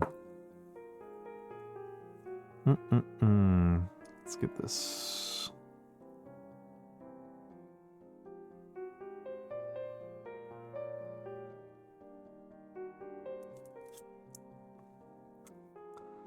Let's get that glued on there. Oh, F.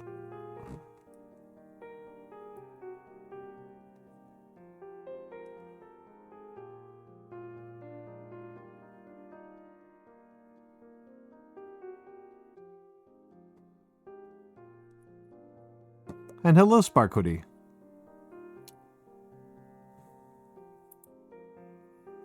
Yeah, and it's I still kind of have bad resilience to losing, I'm not gonna lie. Like, I have a pretty high failure tolerance for most things in life, right? Like, if I cook something and it doesn't turn out right, or a piece of calligraphy isn't what I want, or my model isn't good, or I lose in most video games, I'm fine.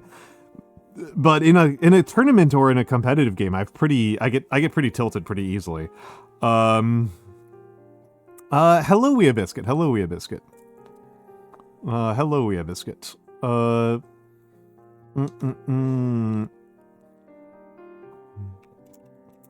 think it's a weakness. I think it's a failure on my part.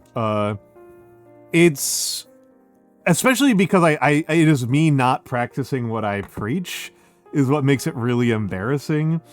Is that I think emotional resilience in the face of failure is a very important thing that people should work on and take seriously.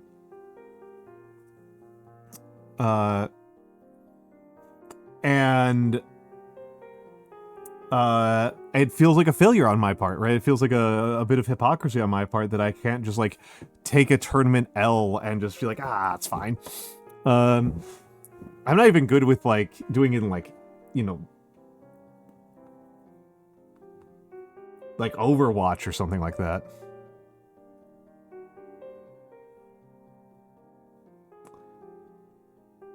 Like, I feel like in Overwatch, I'm supposed to have, like, a 90% win rate, which doesn't make any sense, right? Like, I feel, like, emotionally discombobulated if I have a 50-50 win rate. Which is insanity, right? Which is insanity. But there's other games where I'm obviously willing to lose, like, a shitload of, like, right? Like, this is not, like, a general lack of failure tolerance on my part. Like, speaking of, Return to Dark Souls Sunday. Oh, the fan base makes it much worse. Yes.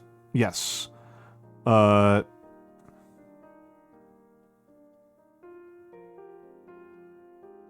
hello, Winday. And hello, Winday. Brace for the possibility of experiencing a sore winner. Sore winners make me way more mad than sore losers. Sore winners are...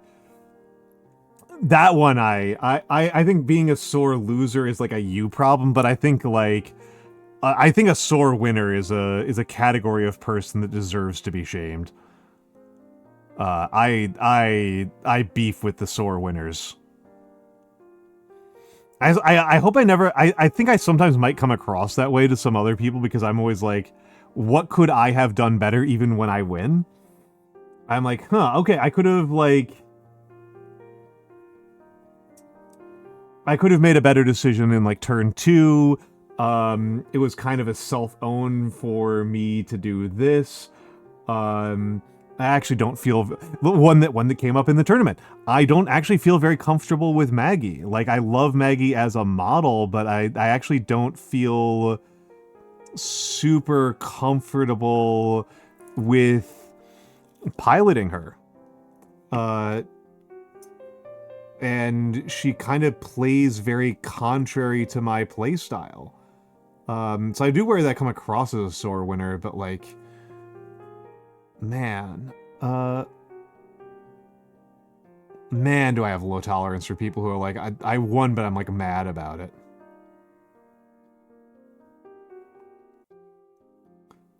F. Rarely get tilted in a training loss, but I'm often disappointed.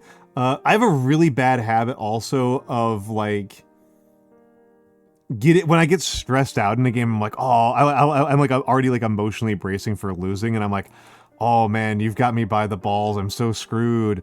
And then like which probably makes it feel more annoying when I then like actually win like a 9-0 or something like that. I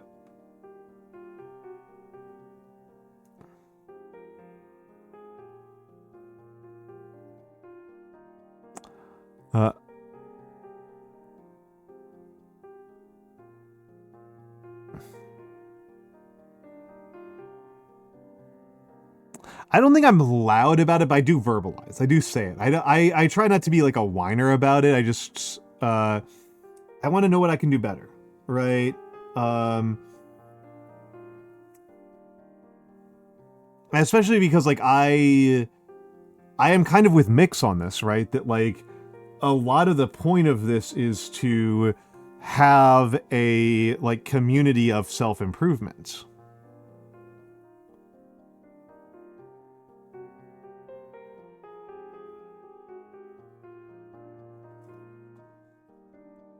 I should have painted this before I attached it. I feel really dumb.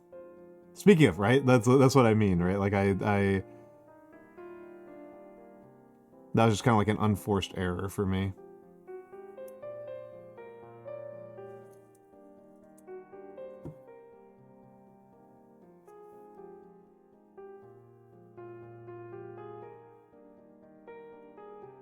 Like, that's what I'm talking about, right? Nate, is like what I just said right there, where it's like, oh, I really should have, like, painted this before I attached it. That was stupid of me.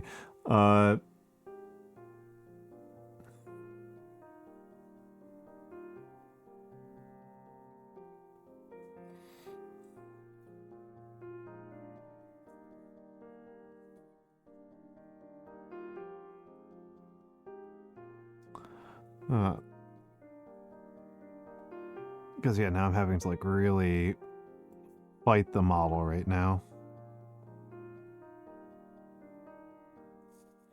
Can I break it off still? Yes, I can. Okay. It had set pretty well, but... Okay.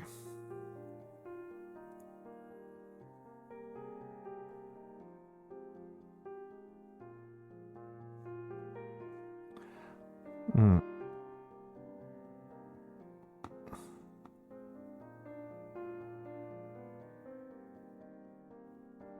Yeah, just rip his arm off. Yeah.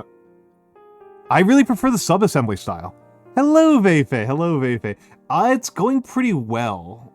It's going pretty well. It's going pretty well. I am, we're in the early stages of painting. I'm talking about my, like... I don't actually know this gone down poorly, Gringotts. I don't know this actually gone down poorly. I worry that it might, but I don't actually know that.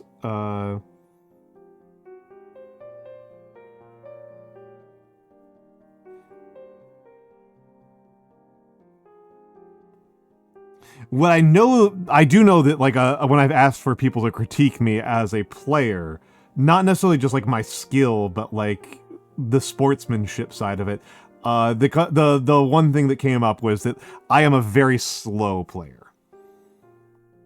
I'm a very slow player. I take a very long time, to take my turns.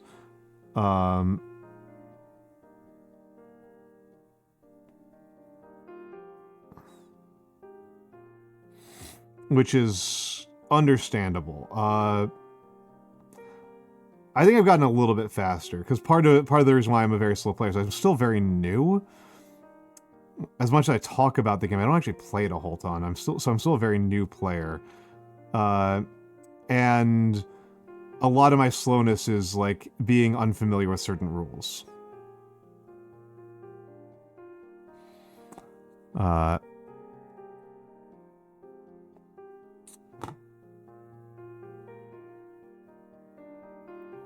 Having to, like, look up rules. No, it's Infinity is what I'm talking about, which is my my preferred tabletop mini game. There's kind of two games that have been occupying a lot of my brain space lately.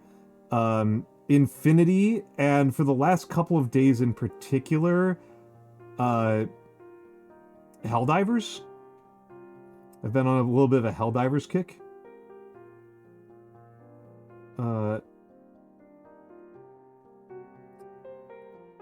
Me and Noir have been playing a lot of Helldivers.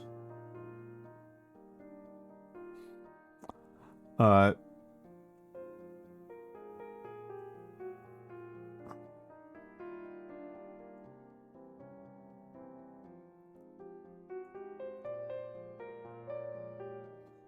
I'm not really streaming it because I've kind of just accepted that, like, it doesn't feel as... It doesn't, like, feel like a good stream game. And, like, it's, you know, stream time it's really got to compete with, like, mini painting and calligraphy and Dark Souls, which are much more important to do on stream. But that's why I'm playing off stream. I love Helldivers. I love Helldivers. I love co-op action games in general, but Helldivers is... I don't know if Helldivers is my actual favorite one, because it's probably Warframe. But I feel like it's good to have a rotating cast of those kinds of games. And Helldivers has been a particularly interesting puzzle for me, because Noir has been making fun of me.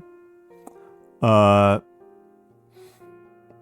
has been making fun of me, and calling me a bad gamer. And so I have been trying to piece together... I've been trying to improve to prove her wrong. And the the last couple of days I have been able to solo difficulty 6s pretty reliably, and it's interesting to see myself improve. In no small part because also I am like kind of noticing, like I'm kind of like really solidifying a playstyle. And there's loadouts and strategies to the game that I feel like I shouldn't have to rely on. And I'm trying to figure out like what the line is between like I have a playstyle versus I have a crutch. That's kind of where I'm finding it's kind of interesting. Is like, to what extent is this like a legitimate playstyle, and to what extent am I just like using overpowered bullshit?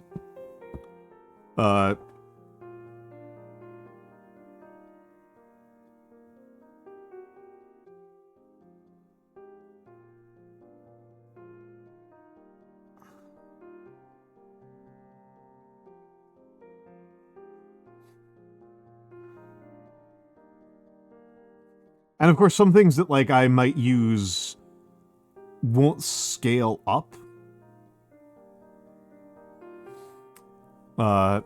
as strategies, and like I just need to like figure out another technique to do some of the stuff that I'm doing. If I want to keep on going up. I don't know if I care about trying to get good enough that I can solo level 10s.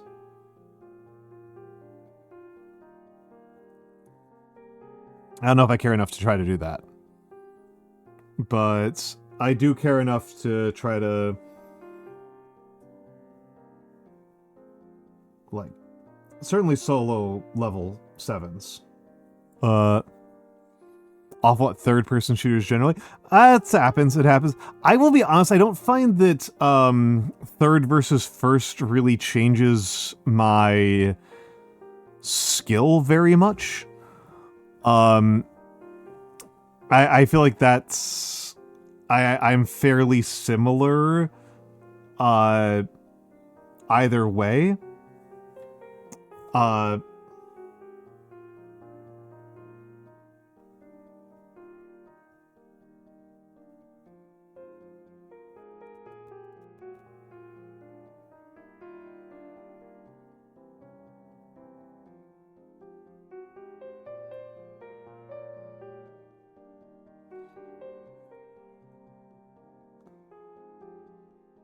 Oh, interesting. I always feel like I feel like with third person, I have a better comprehension of what is or is not cover.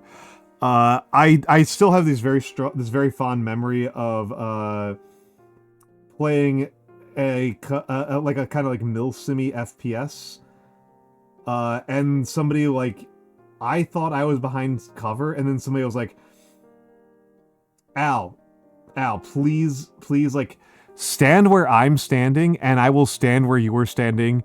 And, like, I was only, like, covering one knee. Like, I thought I was, like, fully behind cover, but no, I was only covering, like, one knee. So I seem to be better at remembering it with third person versus first. Of course, the only, like, PvP shooters that I ever play are Marvel Rivals and Overwatch, and one, cover barely matters, right? And I'm in Rivals in particular, I'm a Magneto main, and so like the way you use cover as Magneto is very half-assed. Right, like you definitely do want to use cover, but it's you are trying to be the team's cover a lot of the time.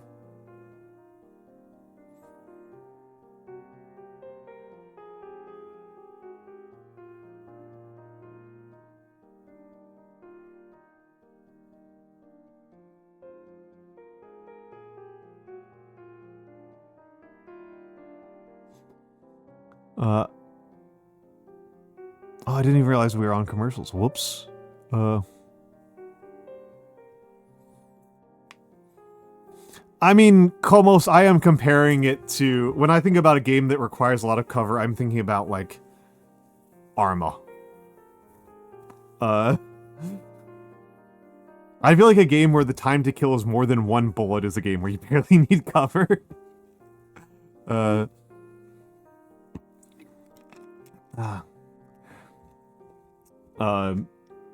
The shooter that, like, my brain is balanced around is actually Red Orchestra. Oh, Inu Ame. Apologies about alerts, they're not loading. Hello, Raiders. What were you up to, Inu Ame? That's Inu Ame.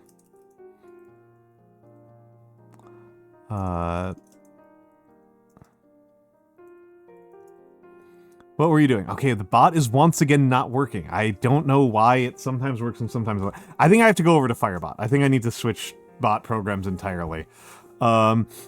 But welcome in, Raiders. Welcome in, Raiders. You brought Ralph with us too. The ghosties are here to party. What were you up to, Inu Ame? Tell me about your stream. Tell me about your stream. For the Raiders, my name is Almantas. I am a former professor of sociology, a current VTuber, an old man who loves old things. Today I am painting a miniature, but my usual streaming content is that this is how I write.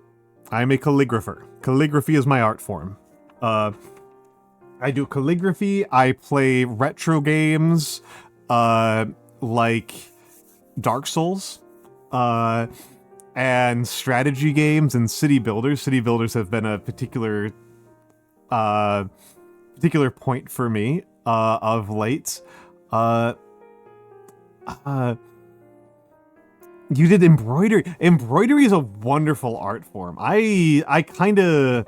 That's one of the ones I've thought about learning. I think the fabric arts are wonderful and very underappreciated. Probably because they're very feminine coded in Western culture, in European and by extension USian culture. And there's a whole like Latin misogyny that kind of pervades the entire cultural environment that I live in. Hello, Mix. Yes. But I do think the fabric arts are very cool. It's going fine, Mix. It's going fine. It's going a little bit slower than I expected, which is, good, right? The longer it takes me to paint something, the less new models I need to buy. But I'm glad that you had a good time at doing embroidery. Embroidery is a cool one. Embroidery is a cool one. Let me...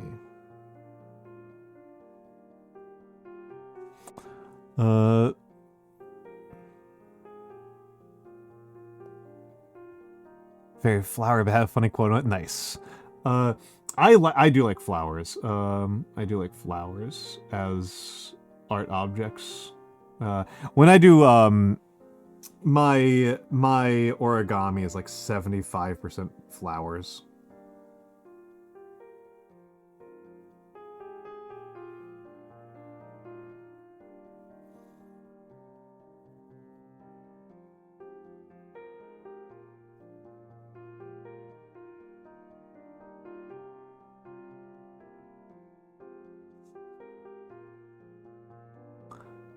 Also, hello, 123 Arrow 25.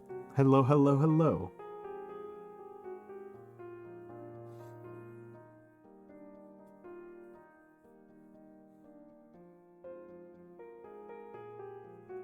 Queen of the Night or Catherine Wheels? Nice. Nice. I don't know that I have a favorite flower.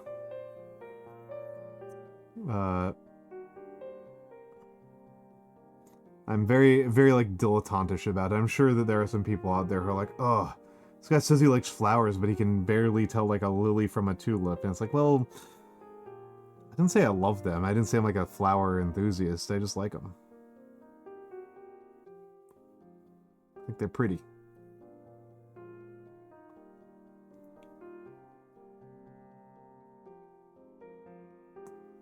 Sorry, getting in here real tight.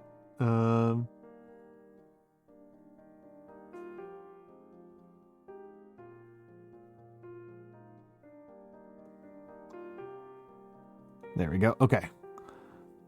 Sunflowers are neat. Sunflowers are neat.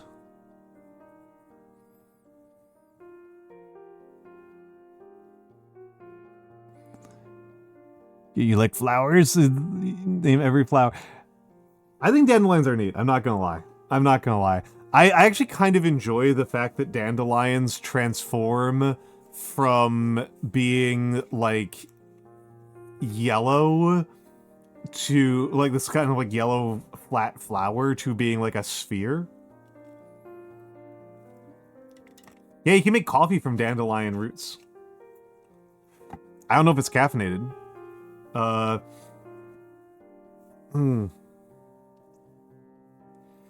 But you can do it. Those are orange blossoms. Oh.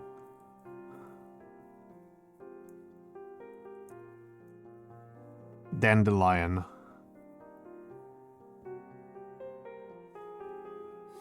I remember years ago reading a paper about dandelions that dandelions, like, it was like, oh, like, what does the name dandelion mean? It's like, oh, it's lion's tooth.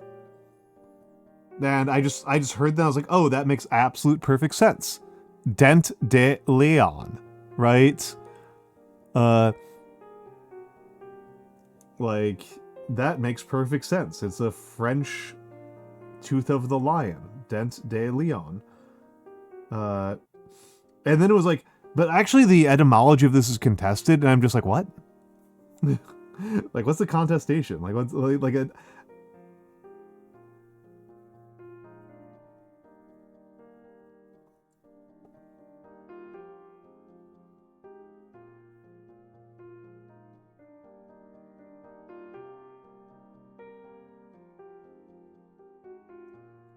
I have a similar thing, yeah, dandelion weeding is a pain in the ass. The dandelions, because of the leaves, Theo. They look like, it's yellow. It's lion because it's, because the head is yellow and looks like a lion's mane, and then it's teeth because the dandelion leaves are like, they're kind of like teeth. They're kind of like a curving, inward curving serration. Well, that's a different question. The question of like where dandelion comes from feels very straightforward. Yeah.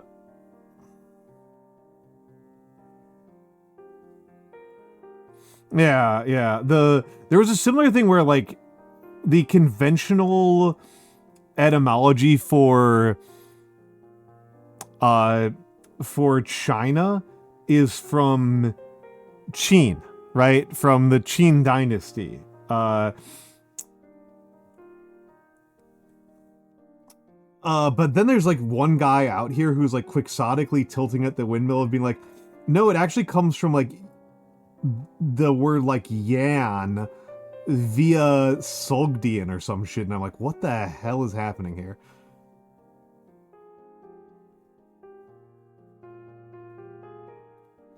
You have an uphill battle in front of you, my friend.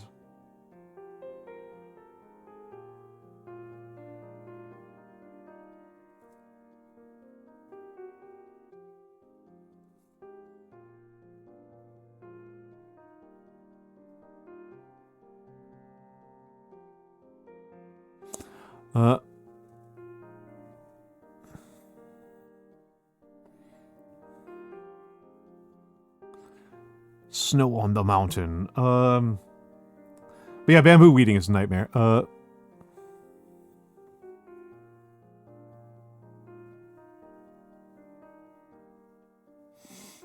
see, this is like the discussion about like weeding and gardening is really funny to me because like the only type of lawn I don't like is just like pure grass.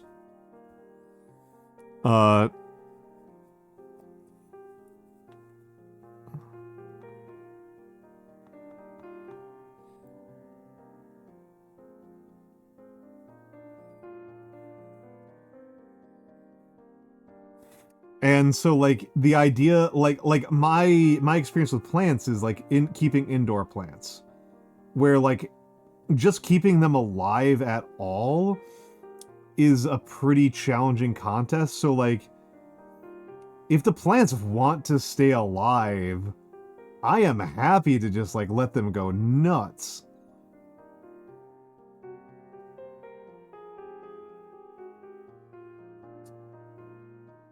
I am definitely one of those people who would be like, oh yeah, no, I'm doing a, I'm rewilding my entire lawn. Just because, like, if they want to stay alive, man, then, like, go hog wild.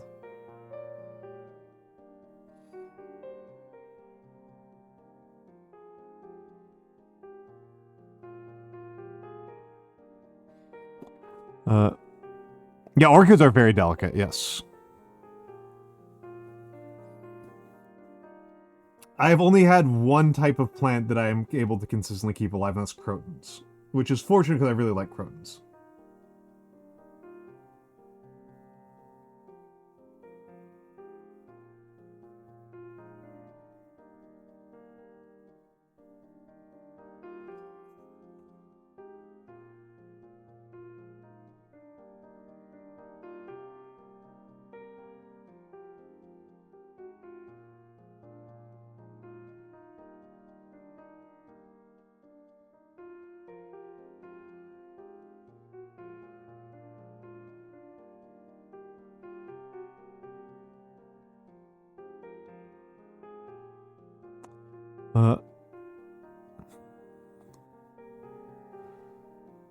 Like kudzu or something like that. Terrariums are cool. Terrariums are cool.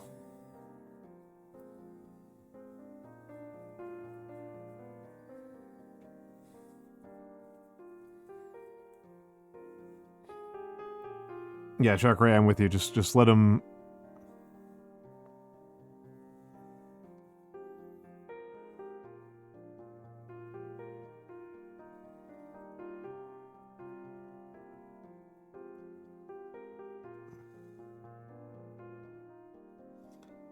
So, funny story is that as far as I know, I am immune to poison ivy. I have definitely walked through poison ivy and not gotten infected. And on top of that, my dad was as well.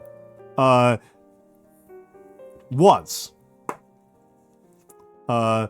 dad was immune to poison ivy.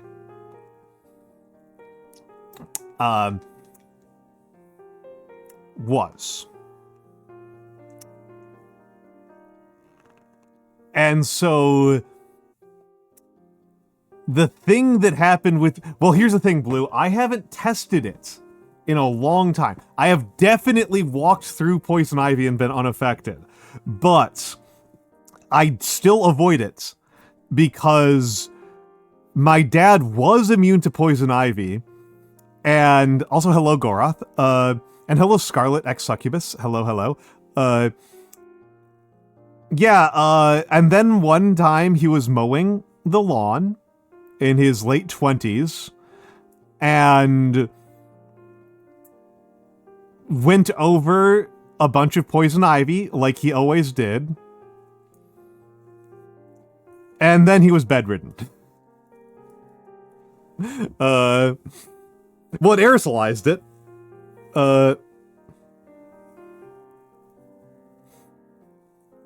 Yeah, that's more accurate, Mix, yes. That is more accurate, yes. Is that you have to be allergic to poison ivy, it's just that almost all humans are. Not almost all, but a vast majority of humans are. Yeah, vast majority of humans are. So... yeah, and I've handled poison sumac as well and not gotten affected. But again, I just like, oh my god, a cinnamon allergy I'd be very miserable. I would be very, very, very unhappy. I love cinnamon so much. I go through so much cinnamon. I have to like actually be careful about it because you can very much poison yourself with cinnamon, even if you're not allergic. Cinnamon is in fact poisonous to humans. It's just that you're usually having it in pretty small doses. Because having like actual large doses of it, frankly, gets expensive. You are very allergic to uroshiol? Yeah. Yeah. Yeah, pretty much anything in large quantities. Yep. Pretty much anything. The quantity for cinnamon is not that large.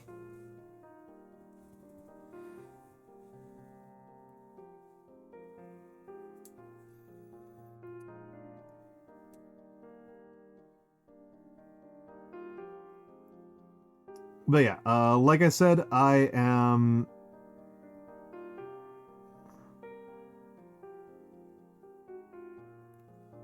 not going to test it, right?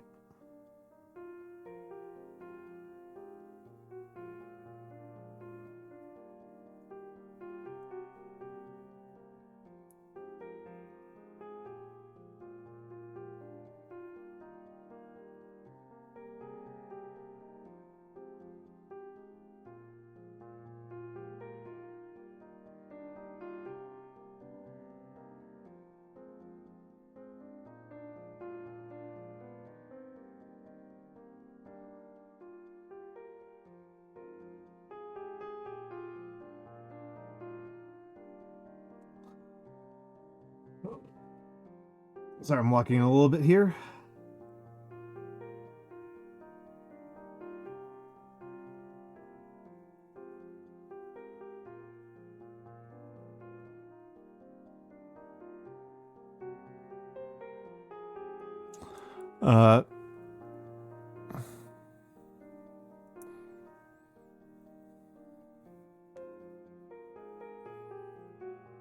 Yeah, you're correct. You're correct. Technically toxic and not poisonous. You are technically correct about that. Yeah. I didn't do biochem. I am not going to be super good at biochem technicalities. I know cinnamon is poisonous because I have pushed the boundaries on cinnamon.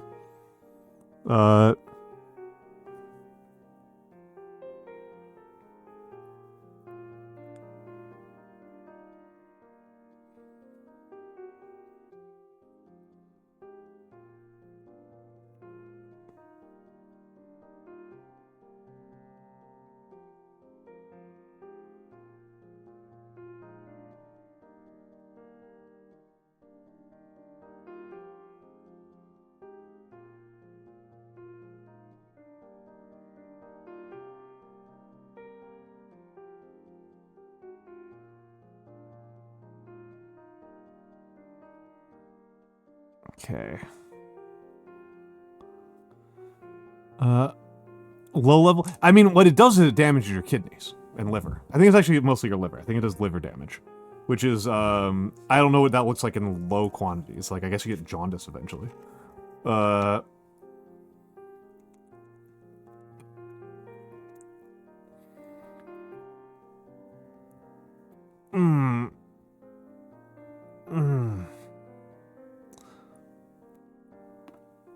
yeah, I was having like 15 grams a day.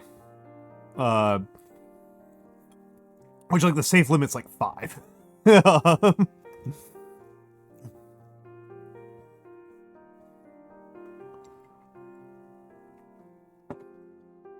Yeah, don't worry about it, Blue. The conversation's moving a little bit fast.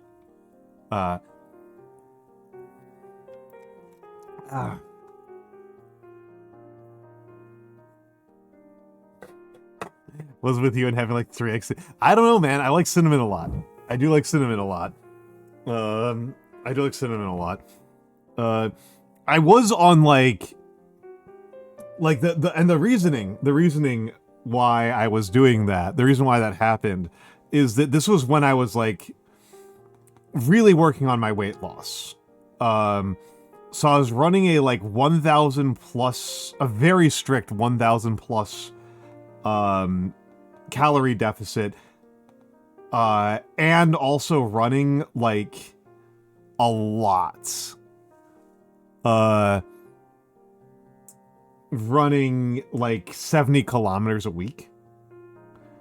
And so like I was having a banana smoothie with protein pretty much every single day, right? because like it's, I, you know, you really can't afford to be spending that when you're on that kind of calorie restriction. You really can't afford to be spending those calories on like potato chips. And you really got to keep up your protein when you're doing that much exercise.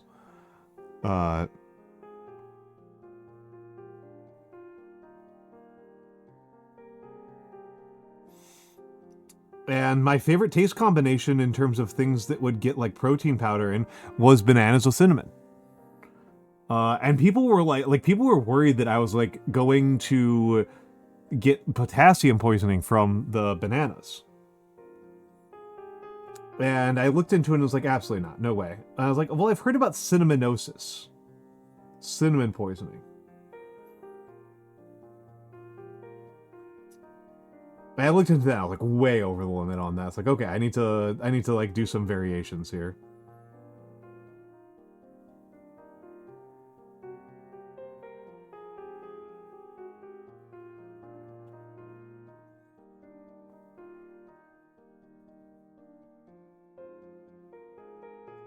I can't actually afford this.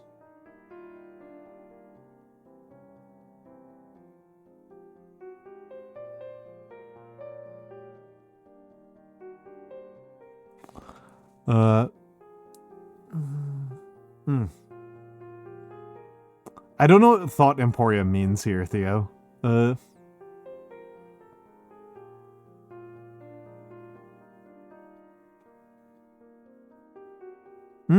That makes sense. I used to have a lemon thing. Lemons used to make me itchy. And then at some point I just kind of like got over it.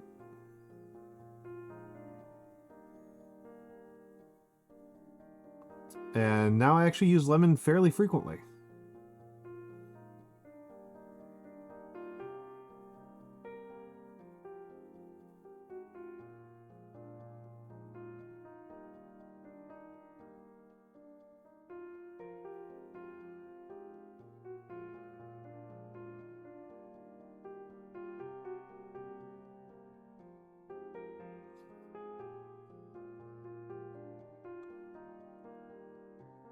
That's pretty crazy.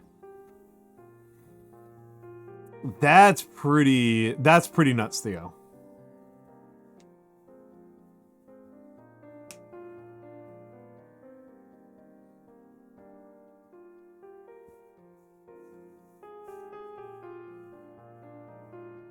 Ah, that one sucks, Bones. That one sucks. I like pineapple a lot. If I had to give it lemons again, I don't know if I'd be too bothered.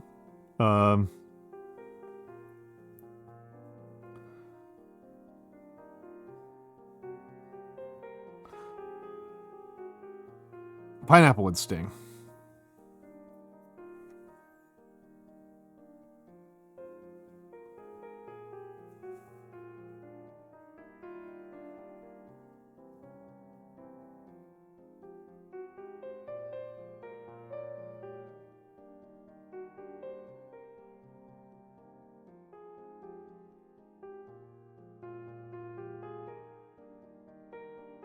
That doesn't work.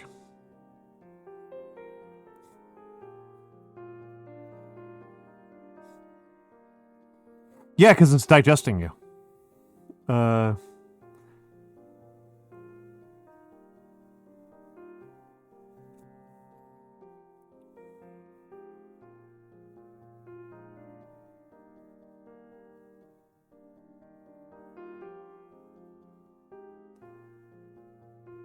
That's kind of my understanding of how pineapple works. Pineapple has a bunch of protease enzyme in it.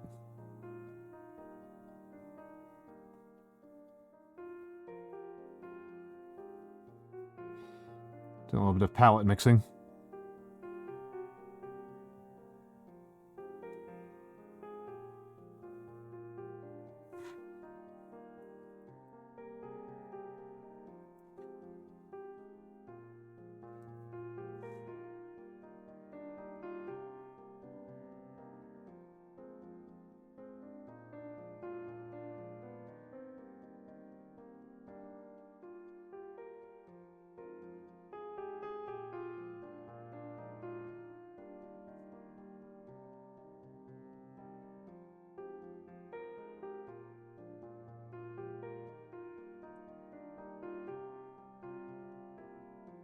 Okay.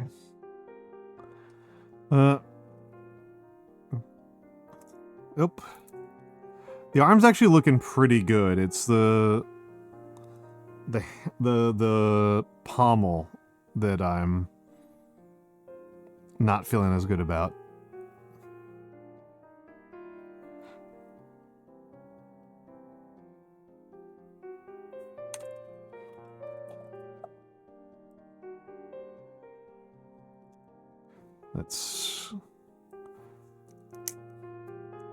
I will be honest, of all of the Citadel paints, this Argax is like the one that I'm actually really happy with.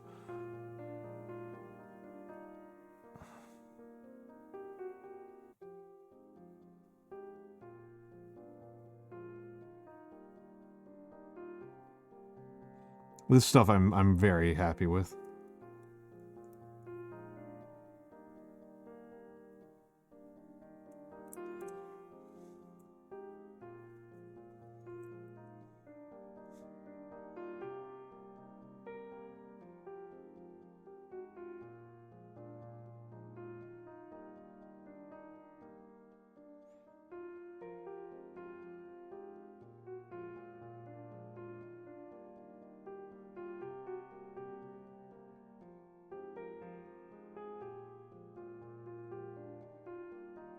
Yeah, the arm is feeling pretty good about.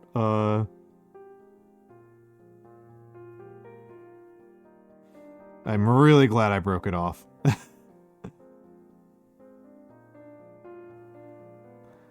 Let's get in here.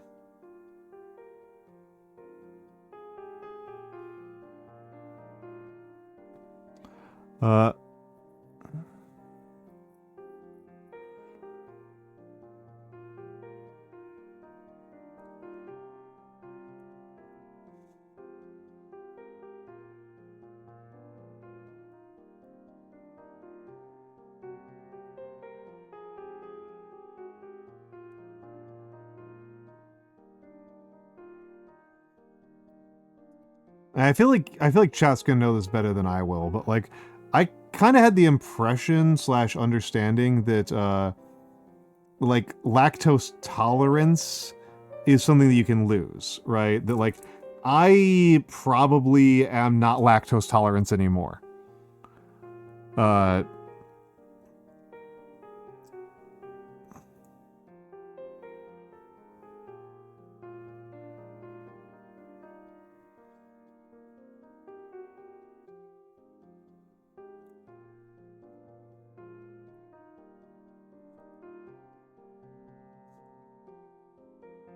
Thought we were progressive. So much for the tolerant left.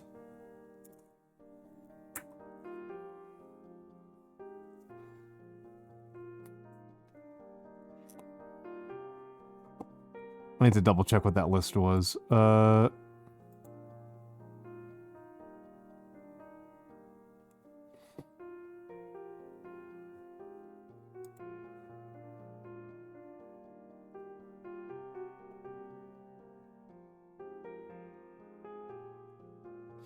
Cabbage, broccoli, and potatoes are all very brutal. Those are all very brutal. I would have a lot of trouble with those. I would have a lot of trouble with losing those. I eat so much cabbage. I eat so much cabbage. And broccoli is like legitimately one of my favorite foods.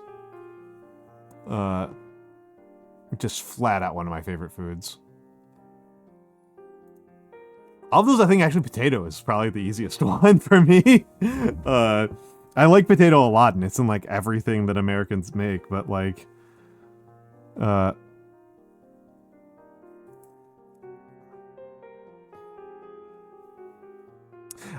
think coconut milk has a pretty distinctive flavor, but like I feel like the people who lose their minds over soy milk are crazy. I think they're very strange.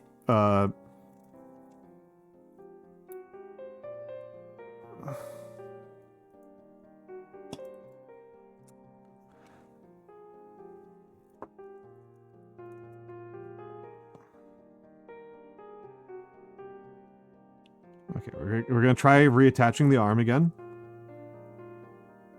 This time I'll be a little bit more patient. So...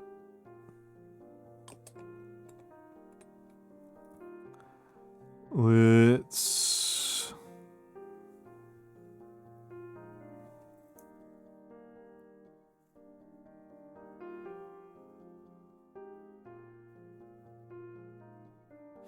I tend to actually gravitate to oat milk the most, mostly because of storage. That's like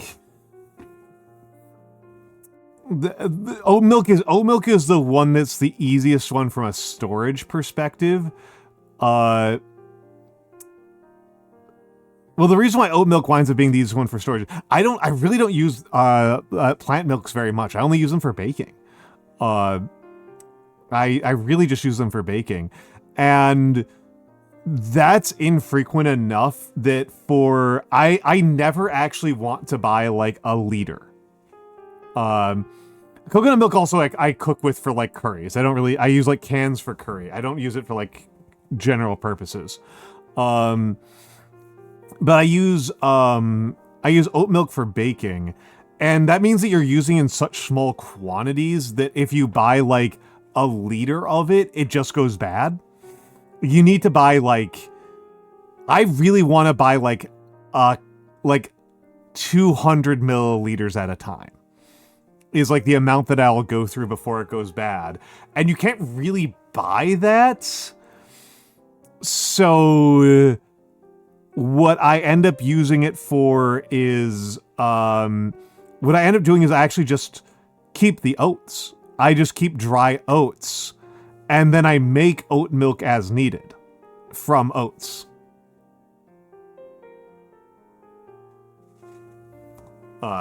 Is how I end up doing it.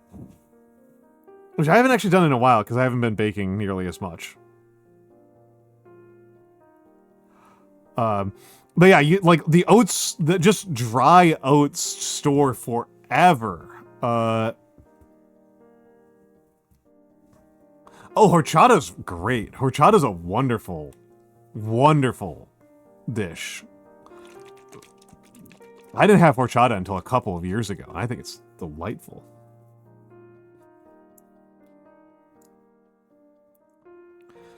All right.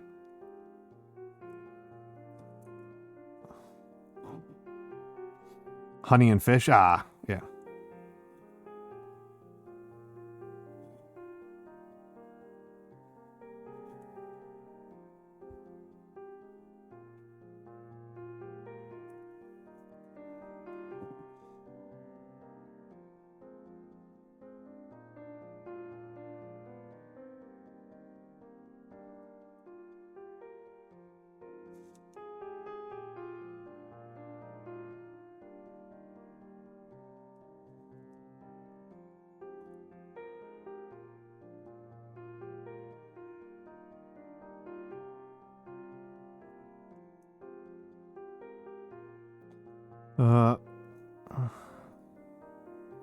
Alright, let's let the primer settle in.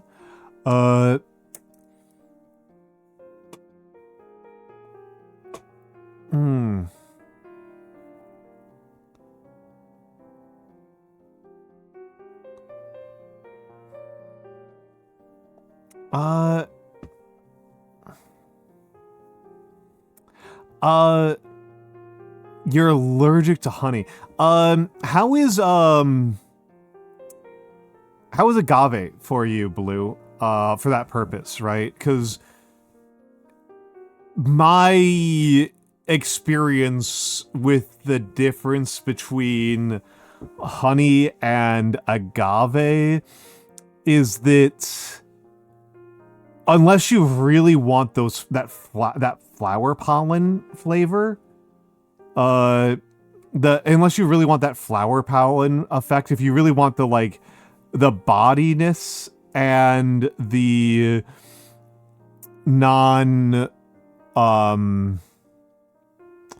if it's the sweetness and the mid and low notes that you care about, I find that amber and dark agave nectar are pretty are like, I can't really even tell. If it's like true wildflower honey, I can tell, because that's like very pollen-y. But if you don't really care about the pollen, or you're mostly having like refined honey, I honestly can't really tell the difference. Oh. Also a reminder that I've never had pulce, and I'm curious about pulce. I don't have a lot of I'm gonna stand up and stretch because my butt is hurting.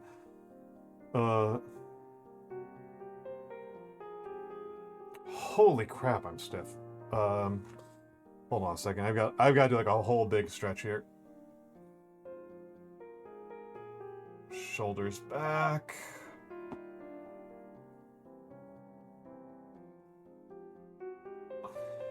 Drop the shoulders. Oh my god, my entire neck is like...